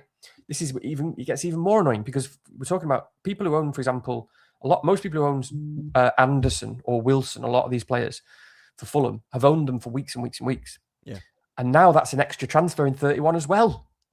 Because there are only a few players. I mean, you don't have to get everyone in 31, don't get me wrong. But Anderson at Fulham or, Wilson, I won't have Wilson. These are the sort of guys, it's like, oh, God, I'm going to roll a transfer to not own these guys who are like massive projected points. So when you've got those players already for 31 and you've got a lot of transfers, that opens up a whole different conversation about what the options are, I think, in terms of chip strategy. Yeah. For this for the end of the season. I feel like I'm stuck already, and that's scary and annoying. And I feel like I'm going to have to get extra lucky to navigate 31 and to get through that bench boost with like a really big score and then get through the rest of the season. So, Danny, you've just inadvertently reminded me of another Office Space reference. Sorry to keep doing it this evening. They just reminded, like they were worried about being sentenced at some point, and they're like, and we sentence you to life imprisonment in pound you in the ass prison. So like they would do that, pound me in the ass. But like being against Wary in game week 31 is pound you in the ass. Yeah, I've been sentenced pound in the ass prison. But no, it's quite. I think broadly speaking, to answer this a little bit, I know that this is a classic fence sitting territory, but this is why I'm just keen to save as many as I can until it becomes increasingly clear. And I feel like it's quite an interesting week next week for this, because you might still be able to make a transfer whereby you keep again you sort of are in this sort of splinter territory where, take for example, let's say you had a midfield spot that you're not 100% sure of your strategy. Okay, now I don't like either of these players in lots of ways, but take someone like a Rodgers or a Gordon. Danny, look away. But their fixtures for the next kind of 3 from next week. Okay, Rodgers. I know obviously Villa look awful. West Ham home, Forest away, Sunderland at home. Newcastle, if you went go the Gordon route, Sunderland home, Crystal Palace away, Bournemouth home. You're in a scenario where, strangely enough, you can still potentially achieve your ends either way. So if you're in a scenario where you've got one move and you just need to plug it and then work out your strategy thereafter, you can always do that kind of thing as well. So there are options still open if you are not quite sure yet. Well, but yeah, it's kind of inspirational to try and figure out something else. I mean, not necessarily everyone, right? I think it is hard. If you're relatively happy with your rank and you have freeze, and like, it's a good strategy. Wildcard 32, bench boost 33, free hit 34. You'll have, maybe you'll have 3 or 4 transfers in 35 because you're sitting on 4 or 5 now. That's great.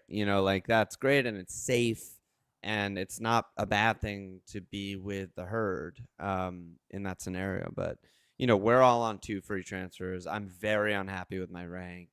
I'm almost wondering, because of the successive chips and not being able to gain frees in that run, I'm almost wondering, like, man, I should bench boost or wildcard earlier so that I can, like, let's just play it out, right? If I wildcard this week out of nowhere, I'm like, fuck it, I'm ripping it. It's the best for me. That means, I'll have 2 next week, but then I should be able to, in theory, roll 31, roll 32, and then I'm sitting on 4 frees in 33. Maybe I have to make like 3 moves or something because I, don't have this guy who bench boosts and whatever, but I should be very, very flexible by the time the bench boost comes around. Yep. I don't know, maybe something like that is just better for me. To try and get a leg up, to try and, have a really good team now, to try and like make sure in 32, when everyone's getting rid of all of those guys that you just mentioned, Danny, and I totally agree, Arsenal or home Bournemouth, Man United home Leeds, Liverpool or home Fulham, like who knows if we're going to own any of those, based on the doubles, and maybe having all of them. Yeah, exactly. Maybe having all of them is my differential. Like, just the ability to actually keep the good guys with good fixtures for 1 additional week is like sort of maybe the differential that I should be actually looking into.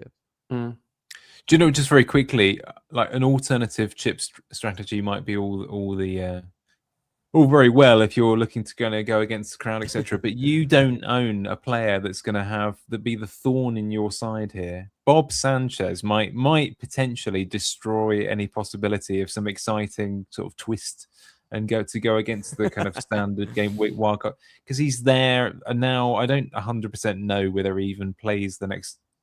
I mean, it's hard to tell. It's that kind of window of, if you're bench boosting, you wouldn't quite know, would you, whether he would turn up. It's one of those.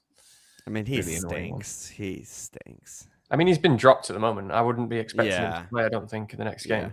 Oh, man. Don't say that. Yeah. I'm going to have to rely on dubs for 2 games. Yeah. That's not good. What can you do? I think he's been dropped. Lots of action in the FA Cup game, by the way. It's 1-1, and now West Ham have got a penalty. So what are we doing? Potting. Bowen might be on for a double, double goal haul here. I've been thinking about Bowen pick right now, by the way. I've been thinking about him as well. I mean, we were just talking about Joao Pedro, right? And as Danny mentioned, he's super highly owned. Everyone who got rid is getting him right back. There's not a lot of ranks to be gained by getting someone like Joao Pedro, where exactly Bowen's attacking numbers have fallen off a cliff since Nuno, but they're still okay. And then the other part of Bowen that no one talks about, because he's a forward and not a midfielder, but he has pens and defcons. Like, that's good enough for most midfielders to be picks in the game. Just being on pens, and he's not great on defcons, but he's okay. He's like maybe 10 of 12 on average, something like that, right? So, pretty high percentage. And lately he's been getting a lot. And yeah, you just need, he takes corners, he takes pens, he occasionally defcons. He's 90 every game, no doubt about that. In must-win games, no doubt about that. And he also similarly has a banger, home Wolves in 32, where you'd want to keep him. He's the guy a little bit. And you've forgotten the most important thing. He's just scored a brace, so he's in form. Yeah, he's in form. You just sprinkle a little form dust on that, and you got a pick. Yeah, exactly. Can he double in 33? I know he's not predicted to, according to. I don't know the stuff. I Obviously, don't know what has to happen, but he's not predicted to double based on like FPL James's predictions. 33. So 30. Well, yeah. So they would do, presumably, if they beat Brentford and the next team. No, so maybe that's it then. Maybe it's just a close game. So when I say predicted, it's just like a close call. This sort of thing is really interesting. If you're thinking about potential different paths, like you say, Alon, like going into 32, suddenly you've got Bowen at home to Wolves on a Friday night. Yep. I mean, because it just really appeals to me when you've got a team that we know there are certain teams right now that are locked in, and it's all about total focus on the league. It's life or death. And this guy is West Ham through and through.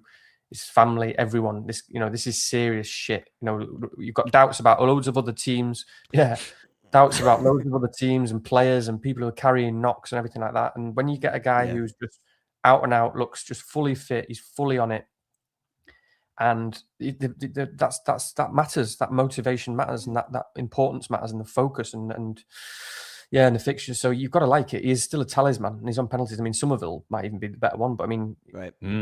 But suddenly we're seeing fixtures and results like that one last week against Fulham. Suddenly we're seeing away wins against Fulham where you're like, yeah, to be honest, like I can see that. Like that's what we're locked in. I just like the manager as well. I just when he does lock in, when it goes wrong, it goes wrong. But when he locks in and it's going well, like we saw with Forest last season, everything just works. And players do play for him. The guys, you can see it at the moment when West Ham are scoring. You can see like him, in the management in the dugout, just like you can see it's just like. It means business style. I just like that, and it's almost the same with Forest. I like Forest at the moment. So I get annoyed when Nuno gets kind of lumped in with like Dyche or Big Sam or something like that because he plays sort of a defensive style.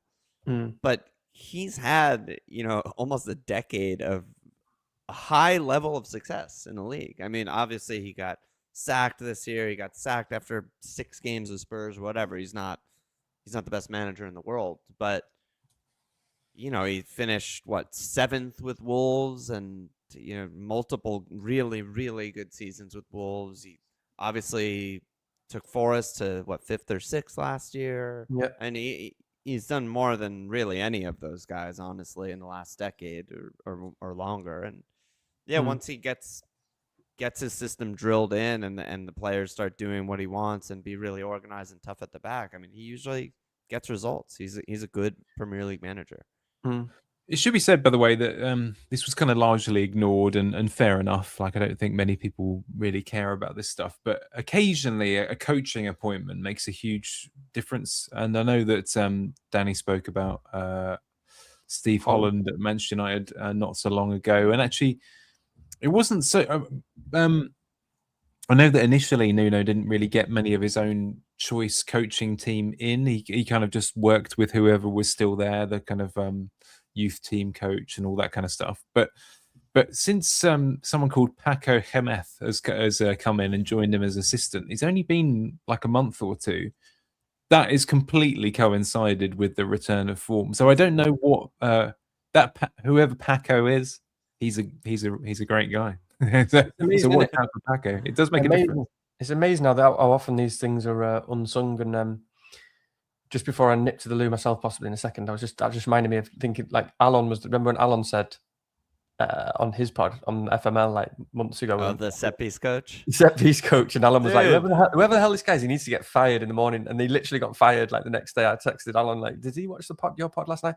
And they were last in the league for set piece goals or whatever, and now they're first since they've got a new guy in. Yep, it was 12 conceded, 0 scored when they sacked him, and I think since then it's been like 1 conceded, 8 scored or something like that. It's just ridiculous, and they're just copying Arsenal, but don't reinvent the wheel, right? I mean, the thing that works, do the thing that works. Yeah, it works. Yeah. And you're so right, Rich. Like we don't. These are things the unknown in our FPL world. We just don't know the impact of these assistant coaches that come in, and when it clicks, it's not just about the manager. It's about the manager's relationship with another coach or an assistant coach, and how they work off each other, and the good cop, bad cop stuff, and all that stuff. Sometimes it just clicks. So, yeah, I mean, this is why it's a worry for people like Spurs at the moment. It's not just how bad Spurs are. It's what West Ham look like, for example. Just looks good at the moment. But it's just I was just having a quick scroll back. But so Gémez joined in I think he was signed on the 15th of January 2026, right? Yeah. And the result. Okay, so the day after they won at Tottenham, then the following week they beat Sunderland 3-1 away. They almost got something out of that Chelsea away game, and then since there, a win at Burnley, draw against Manchester United, win in the cup, draw against Bournemouth, and so on and so forth. A couple of not all of the results good, but the turn has been huge. So and don't gloss over. Yeah, don't gloss over the Man United Bournemouth draws too. And West Ham were by a wide margin better team in both of those games, and probably should have won both. And most of the time would have won both. If you just look at the chances they had and the chances they conceded. They were especially that Bournemouth game, and they were unbelievable. I mean, I was tilted because people like in Discord or whatever were on James Hill and Senesi and stuff and Petrovic, and West Ham were absolutely destroying them, creating like chance after chance after chance after chance, and just couldn't score, and they get cleans. But they were really great in that game. Definitely, yeah. By the way, when Danny comes back, I'm going to be pretending to talk to you about something completely irrelevant just to wind him up. So, okay, perfect. So, just get ready here. Really, I was just here to show the FA Cup slide, but yeah. So, Alon, what's your favorite soul, jazz, funk album of the 1970s? Because we've been talking about that for 5 minutes. Not really. But I was gonna ask you guys, because you're much more like locked into this stuff. But is 34 definitely gonna be a crazy blank at this point? Well, actually, or is that sort of in? Yeah, not sure yet.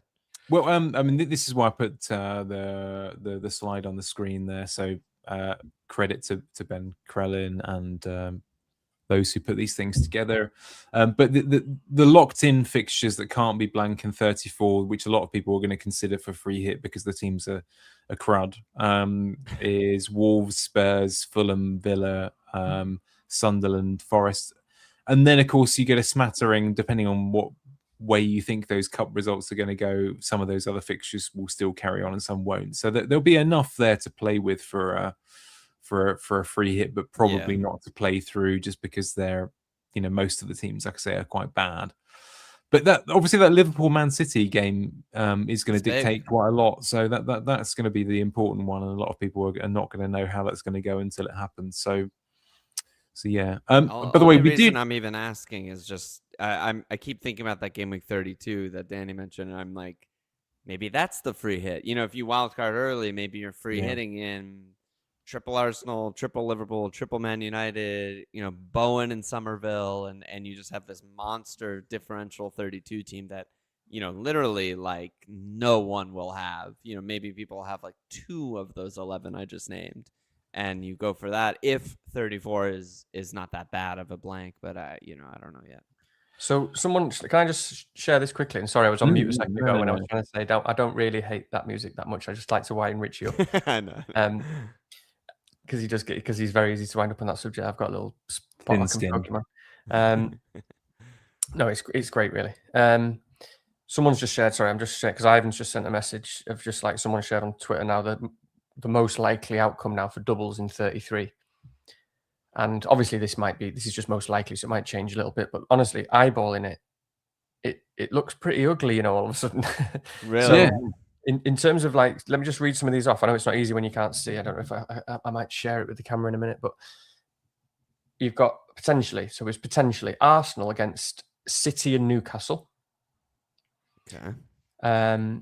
You've got Newcastle against Bournemouth and Arsenal away. Man United against Chelsea away and Brentford. Man City against Arsenal and Burnley away. Chelsea against Man United and Brighton. Burnley against Forest and Man City. And Brighton against Spurs and Chelsea. I mean, this is just someone's, but it doesn't feel fantastic. That's does it? awful. No, exactly, awful. Yeah. And as we said earlier, the enablers there are not great ones as well. So yeah, I mean, Dubravka could legitimately get like negative points, in a double. Yeah. But again, it's always one of these big buts where it's like, but it's a double, and but they could all get great points, and you do all get the base points and the appearance points and all that. But I also just think we've barely had any doubles since like sort of understanding or wrapping our heads around sort of what DEFCON is and how that works in the game. But if you can find some defensive mids who are just going to play 180 minutes in DEFCON in both games, I mean, that's a huge haul. You're just finding these cheap 8, 9, 10 point guys, Florentino Luis on Burnley or something like that, like guys that should not, and I would prefer if they were not FPL relevant at all. But he could just start both, and if he starts both, he'll likely defcon in both. So, stuff like that. But yeah, it's not looking great.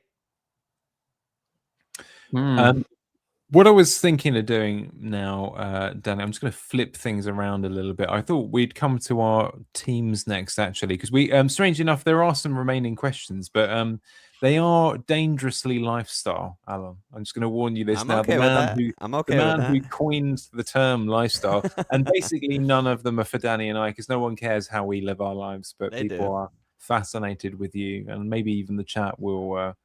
We'll send some additionals in, possibly. I'm not sure. But yeah, we'll bring up your team, actually, Alon, next. Oh, God. Here we go. And another great photo. We do like that. I'm curious to see what the thinking was there. But all right, my team. So yeah, I mean, I think similar boat probably to you guys. I'm also on 2 frees. My team is very fine. And yet I'm thinking about, am I interested in a Haaland double move where I could get... Alon, can I interrupt you? Oh, yeah, please do. Read it out for the audio. Oh, yeah, sorry. Audio. That's a bad job by me there. So my starting 11 as of now is Keller, home Wolves, Gabriel, home Everton, Virgil, home Spurs, Ballard, home Brighton. My midfield's Bruno and Bumo, home Villa. Dango, home Wolves, Elliot Anderson, home Fulham, and then my forwards are Ekitike, Thiago Haaland, home Spurs, home Wolves at West Ham. So I have a bench where, you look at Richards, home Leeds, and that used to be a good start, and I just have no faith in Richards and no faith in Palace, and he doesn't defcon anymore, and he's just a bad pick. And I look at good Munson at Palace, and that's an okay start, not bad. He attacks a bit. Last on my bench is King at Forest, and I have Dubravka backup keeper. But I'm definitely looking at stuff like if I wanted to do Haaland out in a double move to get Mo, but then you run into the, are you ever benching Elliot Anderson debacle? And the answer is like, I probably shouldn't. Even if I was getting Mo and Joao Pedro, who am I benching? I'm not benching Dango or Thiago. I'm not benching Ekitike. I'm not benching Bruno. Am I benching Bumo or Elliot Anderson? It's all kind of just confusing and bad, and I don't feel that nice about it. I think you could bench boost. I'm also sitting on a lot of money. I could just do King to Tavernier for free, just 1 free and bench boost. And Tavernier has Burnley, and it's good, and it makes my team better, and I'll get more points. And I get bench boost out of the way. I don't even have to think about it when I wildcard eventually. So I'm looking at that a little bit. But as of now, I think that we all need to really think about what we're doing with Haaland and who we're captaining. And that will sort of maybe guide us a little bit towards what moves we feel like we should or shouldn't do. I don't know. It feels like a little bit bleak just being on 2 frees and having all of these sort of questions and blanks and doubles, sort of on the horizon. You're like you're on the way to war. You're on the ship and you're on the way to the frontier, and it's going to be a bloodbath, and you have to decide what to do. And yeah, I'm not really sure what I'm going to do here. I think sometimes people need reminding, because we all get in our own heads, and it's I don't know how many people have actually had any fun lately, but it's worth reminding you that that's a really good team. Thank you. It's nicely set up, and you could easily do any of those things that you've said. Honestly, if you had Tavernier to whatever Tavernier. Let's just call him Tav or Marcus. Tav. Yeah. Marcus. If you had Marcus, I've forgotten what I actually say now. I can't remember how I say his name, but I do always say it. we go with the Frenchy sounding one, yeah. Okay. Tavernier. It sounds like a sort of like a French noir crime novel. Yeah. I don't know why I got Bergerac in my head now. Anyway, don't worry. But if King was Tav, then it would be really hard not to say, well, do you know what? If you're the kind of guy who likes the clean air of thinking later on without all these restraints, which that's what I'm saying. I know Danny's big on, and I like it too. It'd be hard to knock you. I wouldn't. It's hard to really guarantee what's going to happen in that Palace Leeds one, right? But it would be understandable. Yeah, I mean, you'd be hoping for, Dubravka 2 or 3 points. Obviously I don't expect it clean, but hopefully he can get some saves. Hopefully at least one of Richards, Goodmanson keep it clean. I mean, it should be a low scoring, sort of low energy game. Palace have their, Thursday game 2 days before it, and, Leeds kind of always play defensive. And then, Tav, Marcus, at Burnley, it's a great start, so if I could get double digits from that bench boost, I'd be happy. And I think that, like you say, it sort of like cleans a lot of the 32, 33, 34 decision making when it comes down to it, because maybe I can just do it with transfers because I don't need to worry about my bench guys. Or maybe, it makes a better wildcard team because I can get cheap, not nailed players on my bench who I don't need, or, whatever it ends up meaning. It's kind of hard to quantify, but it's not terrible. I mean, I think, because I don't mind it at all either, and this is such an interesting conversation about, like, because we know it's not optimal, and a lot of sort of analytics guys might be watching us, and we know that it's not optimal. We know that but this is actually always an interesting debate about how you want to approach the game and the chips and stuff. I guess my immediate thought would be that if you were, let's just say hypothetically, you were to bench boost right this week, and you were to do like King to Tav, something like that. Yeah. My immediate thought is that you do that on the basis that you don't wildcard until 35. Yeah. Right? Because obviously what that then means is you can then pretty much, obviously the first thing that means is all your transfers in the double in 33 are only on your 11 anyway. You don't care about your bench. Yeah. So it's about getting, you then get to, one benefit is you get to spend your transfers on the players who are potentially more expensive or more powerful or better players. And that's where you're going to spend your transfers. Yeah. So that's the thing, which means obviously, so you don't want to be wildcarding to sort out a team when you don't have to sort out 15 players. You only have to sort out 11 players. So it helps you to not wildcard to get into that double. What are you missing out on? Well, this is the amazing thing. And now even more so now that I see these projected fixtures, I know that in an ideal world, we always say we could get, say, 15 doublers, whatever, but I don't think I ever have. No one ever has. Spoiler alert, no one ever has. Yeah, and it never really happens. And the reason why it doesn't happen, one of the many reasons why it doesn't happen, is because, of course, there are players who are good enough that we want for the rest of the season who maybe don't double in that week. Never mind the spending or the money. We want players who don't have a double in that double week because they're just great players for the rest of the season. Yeah. So if we assume that, you're going to have maybe at best with a wild card, if we assume you're going to have maybe 11, maybe 12 doublers or something like that, then of course your bench boost is only going to be 3 single game week players and a goalkeeper. Very likely you'll have a goalkeeper who doubles. If that's Dubravka, okay, he's got Forest away, Man City at home. Because it's not going to be many other keepers, especially this list that I'm looking at. You want someone cheap. So, although it's not optimal, you are likely looking at that where in that double game week, you're not really going to have many doubles there anyway. So you potentially get a good bench boost. You can then spend all your transfers on your 11 in 33 and attack it a bit more and not be sort of worried about spreading it around for this big bench boost. And then you can wildcard in 35. I could even wildcard in 33, which also gives me sort of a different, next projected game weeks, right? Because I keep bringing up the game week 32, right? If I were to just make that move, I'd have 11 for 31 for the blank. I'm cool. I'm covered. Yeah, I don't have Harry Wilson. That sucks. He's great, but I have some other guys. 32, I'm keeping all my guys that everyone's getting rid of, right? I'm keeping Bruno, I'm keeping Buma, I'm keeping Ekatike, I'm keeping Virgil, whoever else people are getting rid of. I'm keeping Thiago, I'm keeping Dango, they're home Everton. All these guys that, if they don't have doubles, will probably not be in the sort of like optimal 32 wildcard team in preparation for the bench boost, right? And then if I feel like my team is too, sort of not bad, but too against the grain in 33 without as many doublers as I want, I could even wildcard in 33. And the difference is I'd be wildcarding with 4 frees. Where if I follow the sort of wildcard 32, bench boost 33, free hit 34, I'd be kind of just carrying over like 2 frees this whole time. From now through till then, I'd kind of just be on 2 frees. And then I would free hit in 34, and I'd come into game week 35 with 4 frees instead. Yeah, they're both definitely options. So it means looking at those players and fixtures, doesn't it? Because you're absolutely right, and I like the idea, and I like the fact that it's different. Yeah. But obviously, the other way that I just said, instead of going into 35 with 4 frees, you'd be going into 35 with a wild card. Yeah.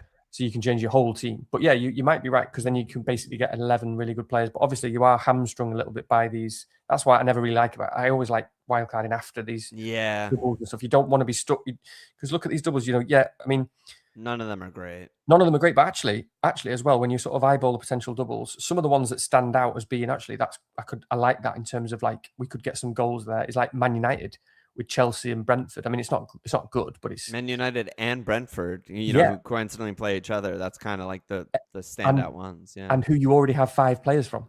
Right. Exactly. Yeah. That's true. You know what I'm saying? So this is what I'm saying. Like, it depends on those players. Like if you can use those 4 transfers and you still kind of get into the team you'd want in 33 anyway, then it's even more like, it is starting to look. I think it is loosening this template sort of. It loosens a lot, and it just depends on how quickly we can pick up on that and what we want to do with it. But I think everyone should remember that key point, which is what you've said at least to the start with where you might bench boost, is that we almost certainly are not going to have like a bench full of doublers. It never works out like that. Yeah. I mean, the thing that I'm sort of taking away from this is that we're all sort of similar in talking around this because we're all on 2 frees. I think actually the amount of frees you have is the big variable right now, because teams for the most part are very similar, and everyone kind of has a good team right now and mostly is covered for 31 if they, maybe they have to make one more move or something like that to get through the blank. But if you're sitting here with 4 or 5 frees right now, I actually prefer the template move of, wildcard 32, bench boost 33, free hit 34 more, because you'll be in 35 with 4 or 5 frees, versus us just looking now like, I want to make a move this week. I'll probably want to make a move next week, or whatever, however it shakes out. We're going to be just paycheck to paycheck, living with 1 free, 2 frees max by the time it's game week 35. And it's like, how FPL is like your team now versus who you're going to want in 35. I mean, you might want to make 8 changes. And we're going to be sitting there with 2 frees. It's kind of tough to get through. No, it's true. I agree with that as well. Yeah. There's a lot to think about now, because we looked at 30. We looked at 32 before and said how good that team was, without the doubles. But if it is like United and Brentford and stuff, again, they're the ones with the good doubles the week after as well. Yep, exactly. Yeah, it might shake out that way. That worth keeping an eye on. Cool. And push on. This, as I said, you'll probably see that Bob is there ruining everything, right? Because I could easily pivot to a different strategy if it wasn't for Bob. Yeah, how many transfers you got, Rich? How many? 2. 2. Because there's a thought of play, right? If you were thinking, oh, okay, he's definitely not coming back, you could justify a move there and then just playing through and all of that kind of stuff. But it's horrible when you have to make the decision for these things in the wrong week, right? Because in this particular team, I've got the Fulham guys who have like a horrible fixture game week 32. I have Bob Sanchez, right? So it is a little bit more limping on than that. Bournemouth have sucky fixtures, and I've got Hill. Alderete is a terrible, terrible person. So I've got a few issues long term, but it's all right for now. Don't be fooled by the fact that Haaland's captain. By the way, we'll talk about that in a minute. But so the team for audio. And also, whilst you're here, if you're enjoying these dulcet tones, make sure you hit the like button, by the way. Why not? Treat yourself. Treat us too. Anyway, Bob Sanchez a goal. Will he play? Who knows? Virgil, Gabriel, and Hill at the back. That's probably not going to change. In midfield, it says Wilson, Fernandez, Mbeumo, and Rice. I think there's a very good chance that Anderson will actually play, as in Elliot Anderson will play, and very probably over Wilson, because I don't really know quite how many minutes to expect. He's not actually back in the squad yet, is he? He hasn't played in the FA Cup fixtures or anything like that. So I'd be happy enough to bench Harry Wilson for a week if needs be. And then Thiago, Ekitike, and Haaland at the moment, with Dubravka, who could well play, and the Andersons and Alderete on the bench. So again, it's not far off of a bench boost territory. Again, you know, if it wasn't for damn you, Bob, which is another debate. And of course, early in the week, so a lot of things might change on hearing about Haaland minutes and whether Wilson's back and all that kind of stuff. But yeah, 2 free transfers and maybe 0.9 in the bank. I can't actually remember, but what do you think? I guess it's quite hard to justify moves at the moment. I think it's another one of those weeks where you're like, well, it's fine. Probably just play Anderson and then roll. But of course, the beginning of the week it was all like, oh yeah, Tav, and or if Haaland's in trouble, maybe that's a move, and then of course you open up some funds for midfield and all the rest of it. But I don't know. It's quite hard to justify anything other than getting more information, really. But what do you think, chaps? I agree. I mean, when you see my team in a minute, you'll both realize that you've got a much better team than me. And the more and more we talk and the more time goes by, the closer I am to just thinking even I'm just going to maybe roll. And it's hard because it's like, you know, you're trying to move, you're trying to get some good stuff. I mean, you guys own Ekitike. I don't even own Ekitike. I'm terrified. Yeah. And we need to talk about Liverpool attack in general. I mean, Ekitike has generally been quite fun to not own, but when he obviously got popped off last week, whenever it was, 15-pointer, and Spurs match is terrifying because they're the one team that I just think are shit, and I don't think there's any. I don't think there's any turnaround for them. I don't, especially with that manager. I just think they've obviously just picked the wrong guy. Like, it's not. Why have they picked him? Like, he's not galvanizing them. It's not lifting the players. He knows he's only there for a short period. So if you're not lifting the players, you've got to be really good.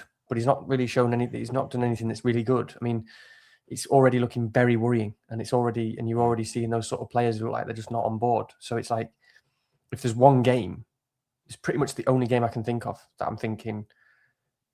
I mean, it could not be. I may well be surprised, but it's the one game I'm looking at thinking it's just going to be a hammering. Spurs are just going to keep getting hammered until they fire this manager and then get in like a bloody, what's his name, like Ryan Thingy or something. Mason. Yeah. You know, that type of thing in a last ditch attempt to say it just doesn't look good. I mean, I've got Soboslai and sorry, I know we're not talking about my team, Rich, but I'm just trying to say your team. You know, I don't even have Ekitike, so. And I do have Njai and people like that. I mean, it just looks, it's boring to say, but I just can't see how you can make a move there. And Anderson, the Anderson and Rice team.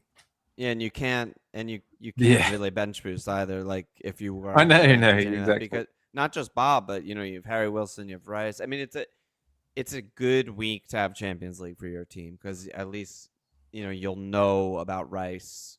Basically, if he starts and looks fit and plays 90 in the Champions League, you're fine. But I mean, if not, I mean, if you're entertaining a transfer, I mean, Rice down to Tav or something. Speaking of Tav, it's probably the not only bad. Yeah, I mean that, and if something happens on the Haaland score, I don't expect it will, but there's obviously an outside chance that. When do City play on the next weekend? By the way, we should know this, really, shouldn't we? Because it's quite an important point, You mean like one in the day? What, in 31? Yeah. Oh, they play. Oh, I did look. Yeah, they play at in the evening. Oh, okay. Wait, 31 in or 30? They play late, but in 31 they blank.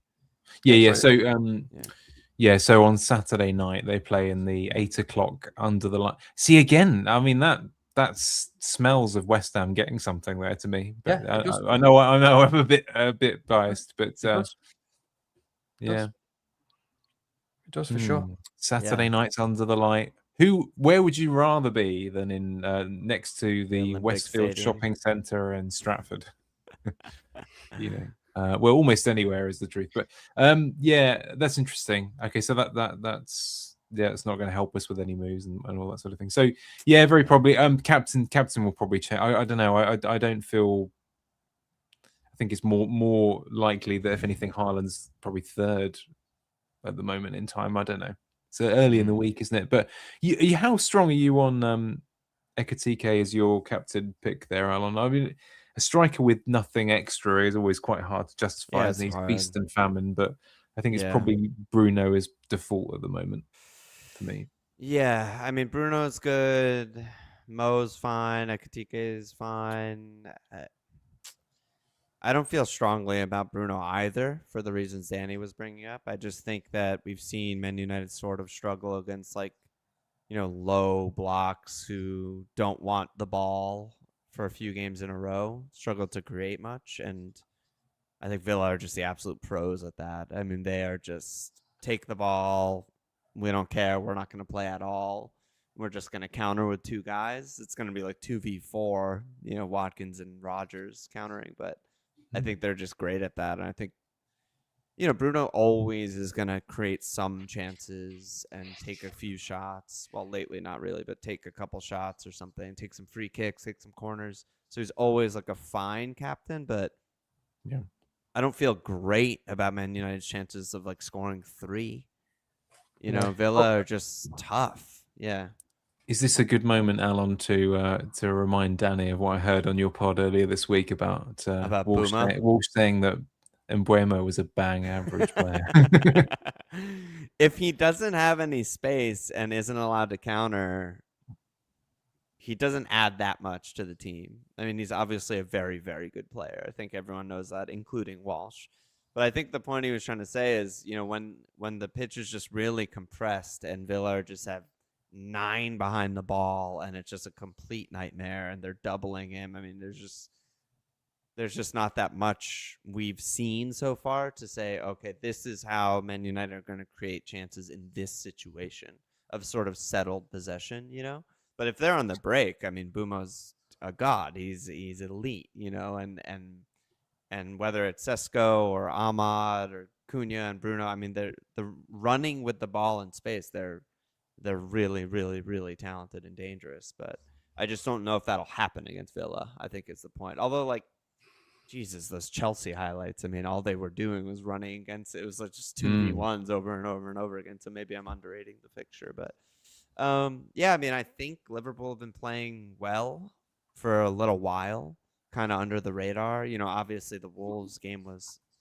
a bad result, but a game that they should have won. And weirdly, I don't know if you guys saw the FA Cup stats were like almost identical to the league loss against Wolves. Did you guys see that?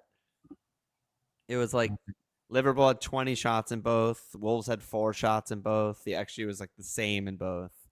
And, Liverpool obviously lost 2-1 in the league and won 3-1 in the cup. And the only difference is like the ball going in or a deflection, and that's it. But, I think they've been playing well. And Spurs, I agree with you, Danny. I think they're just an absolute fucking mess. I mean, I thought that you could sort of say, okay, the North London derby, we expected a really, really tough game and environment, and they kind of were. It kind of was, don't forget about that goal that should never have been ruled out, where Gabriel flopped, and that would have made it 2-2, and who knows where the game goes from there.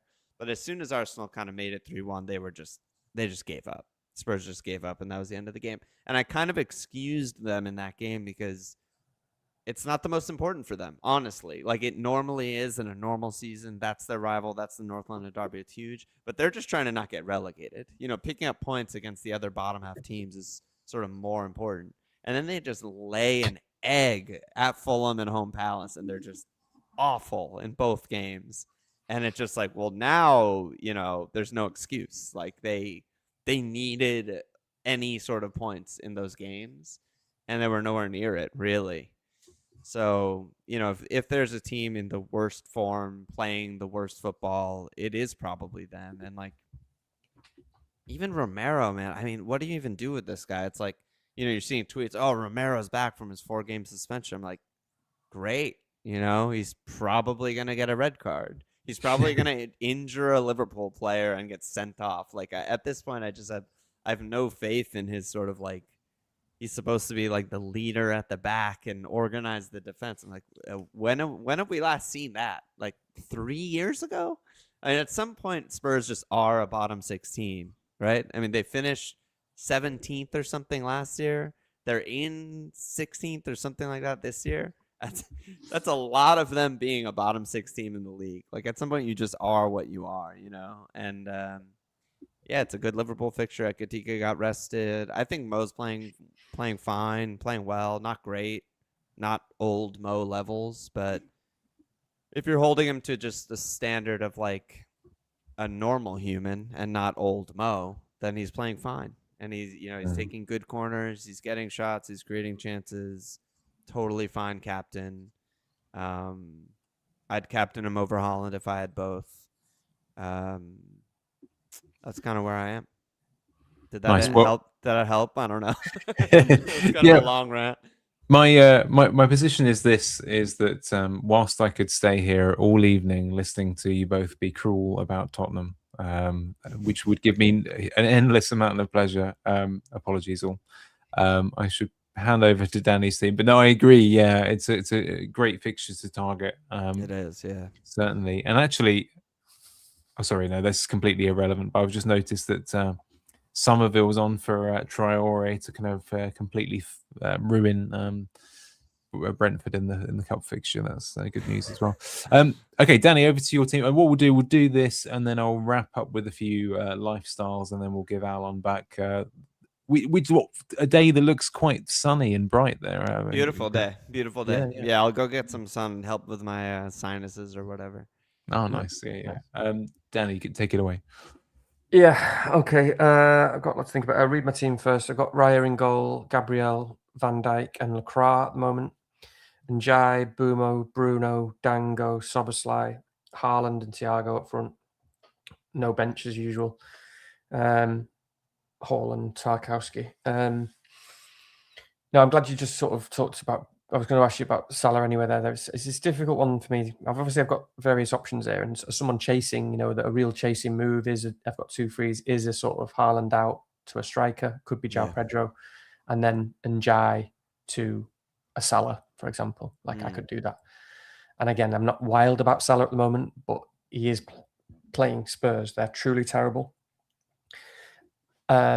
I mean, even numbers-wise, Salah's a little bit, it's there. I mean, I was just looking before at last 8. Salah's 4th in the league for non-pen XGI in the last 8.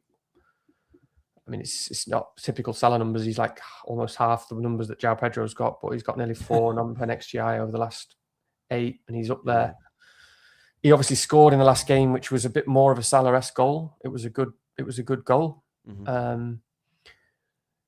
I thought Spurs they've got no Van de Ven now, have they? I know he's been a bit of a complete nightmare and a bit of an arsehole. He had something wrong with it, but we'll see in the Champions League, I guess, if he plays. Well, he got a red card. Is he suspended for this game? Oh, he's a red card. Did he? But it was a professional foul. Yeah.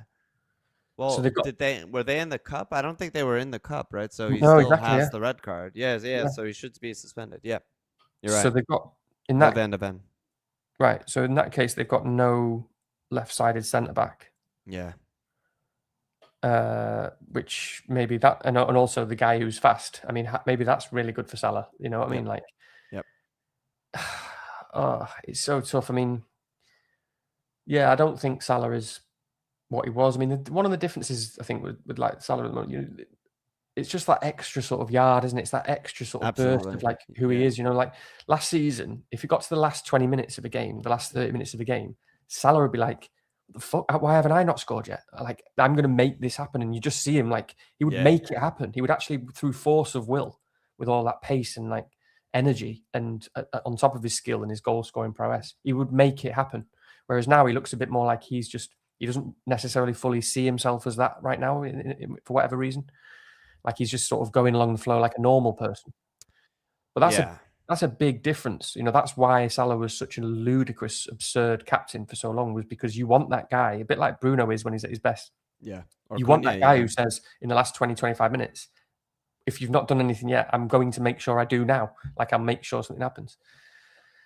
And obviously we're not really seeing that with Salah, but people go through these spells and you never really know what's going on, and you never know if they do have something in the tank and blah, blah, blah. I mean, by the way, that relates to that point. I think with Bumo, I mean, obviously I don't fully agree with you or Walsh on Bumo. I don't think it's just about like play style. I think he is an amazing player. I think he's got a lot to his game. we just don't know in terms of. Sometimes people go through these slight little phases. I mean, he's such a brilliant decision maker. He always reminds me. I've always said it, but always reminds me of Saka. He doesn't give the ball away. He's very good technically. You know, he's very good at doing everything he's supposed to do. Sometimes it doesn't just quite click, and we don't know. You know, he's been playing out of position a bit. Yeah. Sometimes things don't fully work for him. I mean, even last week, that chance that he missed, if you see it in slow motion, it was one of those ones where it was one of those ones where it bobbled on that little bit of ground. Yep. 6 inches before it hit his foot, it went up in the air 6 inches, which means anyone in the world is skying it.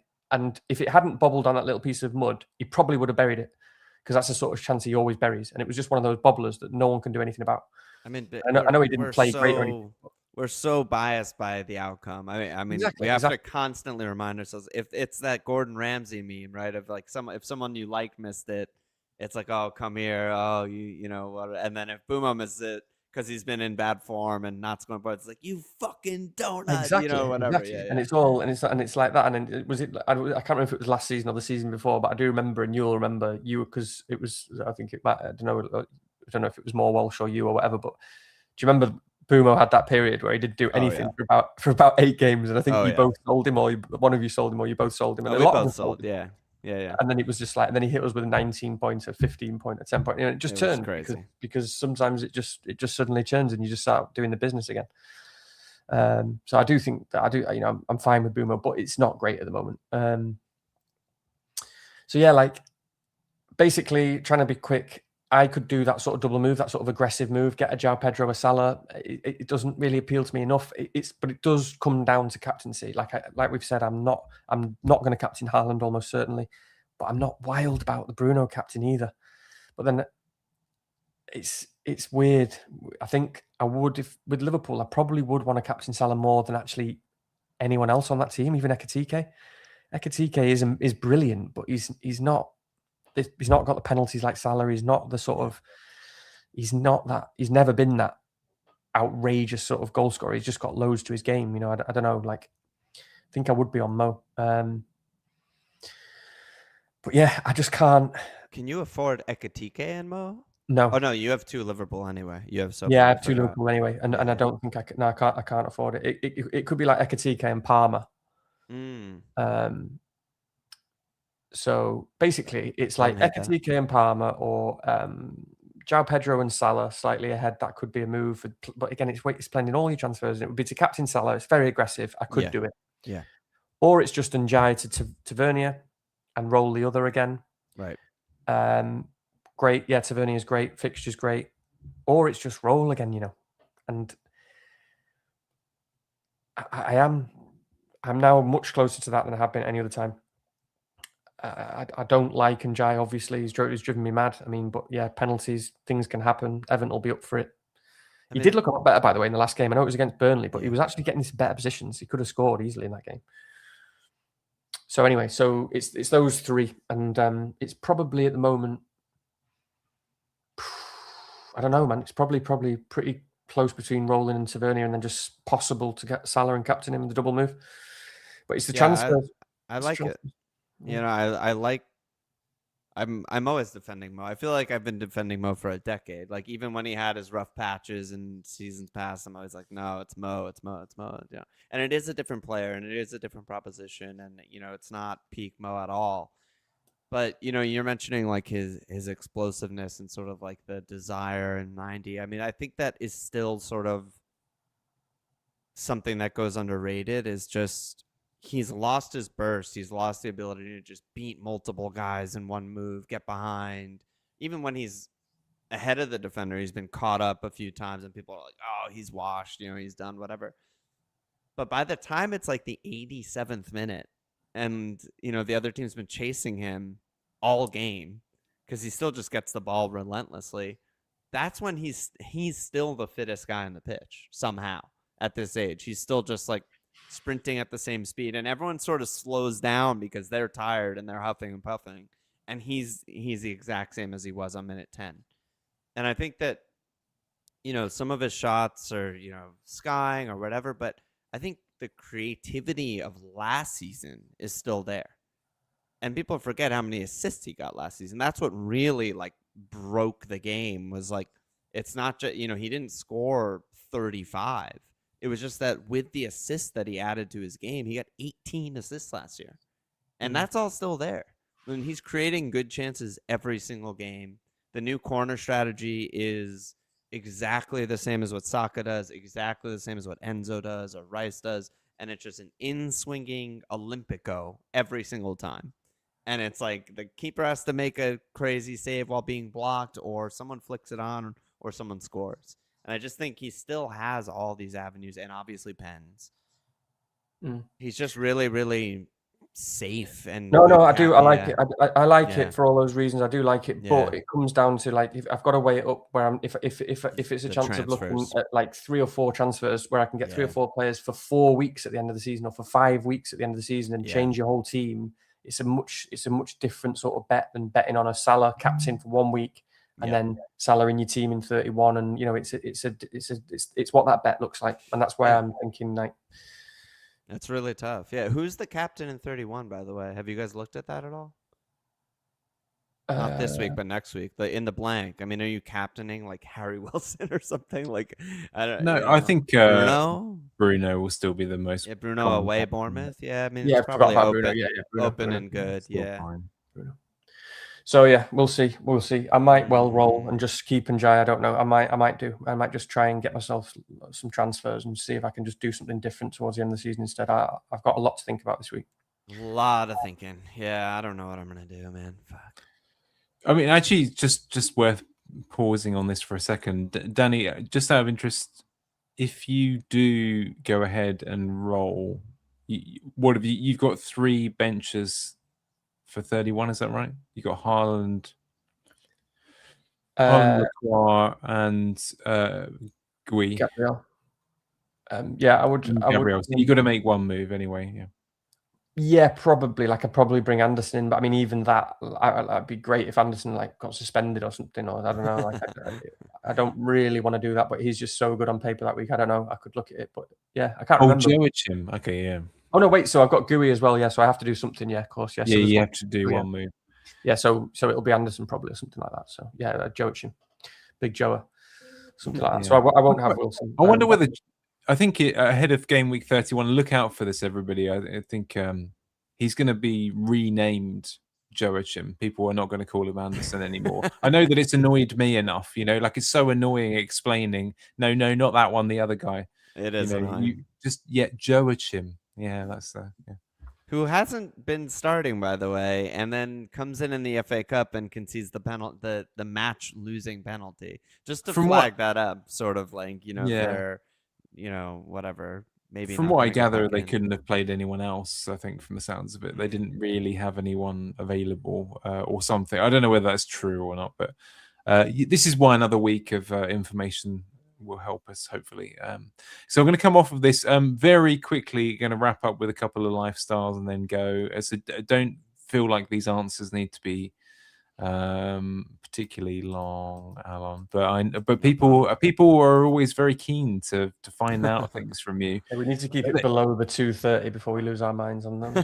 Well, I'm looking at it's on my laptop clock here. It's we've got 6 minutes to 9, and my wife finishes bizarrely enough like an evening meeting, crazy, at 9 o'clock. Now the idea that I came in here at about 6 o'clock and finished at that would not go down well. So okay. So Alon, I don't know. You don't have to answer any of those, but there's a baseball question. There's a question about whether you've had a fight with Walsh in real life as well, not even just like a pod fight, a real life fight. Does that mean like a fist fight? Yeah. You can interpret it however you like. No, we've never actually fought each other. We've spent an entire life arguing about shit. I mean, we're both diehard sports fans in fantasy baseball and basketball and NFL and FPL. So obviously we've argued our entire lives, but no, we've never had who would win if it came down to it, Alon? I think being a dad, he just has some hidden dad strength that he would just put it over the edge. No, he's always more athletic than me, I would say. So yeah, he'd probably take me down. But I did box. Yeah, you never know. Oh. funny. Baseball. Explain the excitement of baseball. Maybe excitement is the wrong word. It's very much the sort of patient, slow game where it's a game about failure. I mean, you fail 7 out of 10 times, and you're one of the best players of all time. Right, Wow. like a 30% success rate at the plate is one of the best players ever. Wow. And it's the only sport where patience is sort of an advantage. Like panicking or like that extra effort of trying hard, saying I'm gonna do it. I'm gonna hit a home run. This is the only guarantee that you will fail. And you really have to be patient, and you really have to accept failure. And it's a really interesting mental game. And it's a great sport. It's a great time. It's a great. I always say this. My dad and I always say this, and it sounds like a negative, but it's the only sport in the world where you can do something else while it's on. You can. This is it. I'm working on this screen, and I'm not missing a single pitch on the other screen. Unbelievable. For so long, I've had an ambition to get into an American sport because and that's for one of many reasons. Like I can see how enjoyable. I mean, I'm thinking about like American football because when that's on TV in England more than like baseball or whatever. So I mean, baseball fascinates me as well for many reasons for the things you've just said. I mean, but yeah, I mean that aspect of it. Like I look at it and think I can see that how enjoyable this. I see people talking about like looking forward to the Super Bowl and like, oh, I want to look forward to the Super Bowl. Like I love the idea of it, and just all the breaks and all the chicken wings and just enjoying yourself and being able to look away from the screen like 4 or 5 hours of fun. And the way that you guys just like max all that whole event out. It's just such an amazing. And then also obviously just all the stats that come with the game and the player profile and fantasy and all that stuff. It's brilliant. It's just and it's always ahead of us in many ways. The Americans are often ahead of us with things like that in sport and stuff, and that's why fantasy is so big there and has been for so long, and it's only just sort of kicking off here. But and baseball is you would love baseball. I think both of you probably with your elevated education levels. I think you could really sink your teeth into that. It's sort of I'm sure you've seen or read Moneyball. It's I've seen that was brilliant. That book came out a while ago, and Bill James is sort of like the sabermetrics godfather. Like advanced stats in baseball have existed for so many decades, and like all of these sort of Americans who have like pioneered XG maps and like all that kind of shit, they're all former baseball analytics guys who got into soccer later, and then were like, what do you mean there's no stats? Like the early guys were literally signing up for Fantasy Football Scout because it was the only place where you could get like touches in the box and shots in the box. And this was way pre-XG, but that was sort of like the best metric for the good teams back then. And that was like the early soccer stat stuff. But isn't it baseball is like 100 and something games in a season, by the way? 162. 162. They basically just play, like the vibe of baseball is you basically just play every day. And it's a game of summer. Like everyone just, sunburned. They got the red nose like Rich's part of town and the sunny part of London, they got sun. But yeah, I mean, there's also I don't know how cricket works, so Okay, I was going to come to this because I don't know how cricket works. Eno's the guy who asked the question. Sorry, it's Old Man is Eno in the chat. And he lived. I think he said he studied in America for a year, and he got more into like say NFL or whatever it might be, but didn't really hit it off with baseball. Hence his question. But I would be answering this question in the same way for Test match cricket, which is like an Ashes Test match is the best sporting fixture there is. It's better than all of this. You gotta teach me. None of this, what we're doing here. I know Danny probably doesn't agree with me, but I would sit down and happily watch every single ball and not miss a beat type thing. Yeah. I should say more back in the day, because what I mean by that is some guy going down the pitch, tapping it back to the bowler, nothing really happening for an hour, but maintaining the tension. That's what I want to watch. That sounds very similar to baseball. Yeah, very exactly. very high tension. Nothing's happening. There's brilliant. there's no clock in baseball, which, most of the other sports have a clock that you can run out, or, if you're losing, you're fighting against the clock. If you're winning the clock, it's just outs. You just need to get 27 outs, and then the game is over. So, I love that too. You're just, especially like playoff baseball, it's playoffs. So imagine like a cup at the end of the season or something like that, right? So very few teams qualify for the playoffs, and then literally every pitch I'm on the edge of my seat. I'm fucking chain smoking if I have them, smoke them if you got them. Like, I'm dying on every pitch, and it's just the greatest. Yeah, but I do like these kind of, again, there are certain spectator sports where if you do kind of either get it or you don't, right? I mean, Danny and I know we don't really talk about this much, Danny, but like maybe not recently, but again, two snooker greats going up against each other, and basically again, one of those long drawn out ones where it's sort of 17 frames for the winner or whatever it would, I would happily have watched that all day long back in the day, and it doesn't matter if there's nothing happening or whatever it is, it doesn't matter. So I'm totally on board with that. I guess we should probably wrap it up there. Yeah. I don't know if we'll tease Mark by not answering. I can't even answer. Yeah, like, honestly, I don't remember anything. Yeah. Yeah, next time. That's how it works. We'll get the price changes rant. I don't know. People like that. When if I watch that back, it's funny. I don't know, but other people would be able to answer that better. You had some. We won't talk about this now because we could stay here for another hour. But I know. I'm trying to think what it was. You had a view on how to change the game recently that I wanted to put to Danny, and I'm trying to remember what it was now. Oh, was it the like the substitutions and stuff, like fantasy Euros? Yeah. Where you can bring someone off the bench on any given game day. Like if someone doesn't turn auto up, subs. I just hate fucking the idea of auto subs so much. It goes against every fantasy belief I've ever had. Like, the idea that you have a player in your team and you'd rather them get 0 minutes than sub on for 30 minutes is just like that. I hate that so much. It's like you should be rooting for your player to sub in because then maybe they can score points. But instead, the way FPL is the only fantasy game in the world that's like this. You're rooting for your player to not get sub. You're rooting for the team to run out of substitutions and whatever his name is, stay on the bench because you're going to get some guy who played 90 on your bench. I hate that. What are you saying? You'd rather do the active transfers? Is that what you're saying? Yeah, I'd rather do like you're intentionally subbing guys in or out. Don't do this, Danny. We're not going to do it now. We'll do it at the end of the season when we do our kind of like we do our post mortem. When or just no auto subs, or just no auto subs. You just get punished for starting guys who might not play. How about that?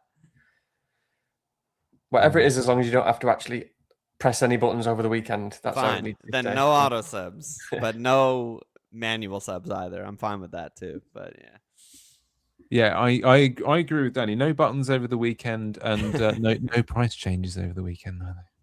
Fine. Ooh, sold. Ooh, price changes are good.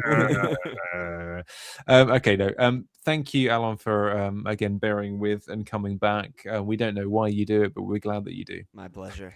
Love to be here. Love the pod. Thanks we go. And one day, our life's work and ambition will be to do a live FPL last resort in person in London. Wouldn't that be amazing? Maybe end of August or September when I'm maybe stopping by. So we'll see. Yeah. You're gonna make it be ace. So anyway, all right, cool. We'll have a nice rest of day, Alon. Hope the sinuses clear up and all the kind of rest of it. Sun is still up. Will. And yes, have a good evening, everybody, and we'll see you again soon. Cheers, boys. Nice one.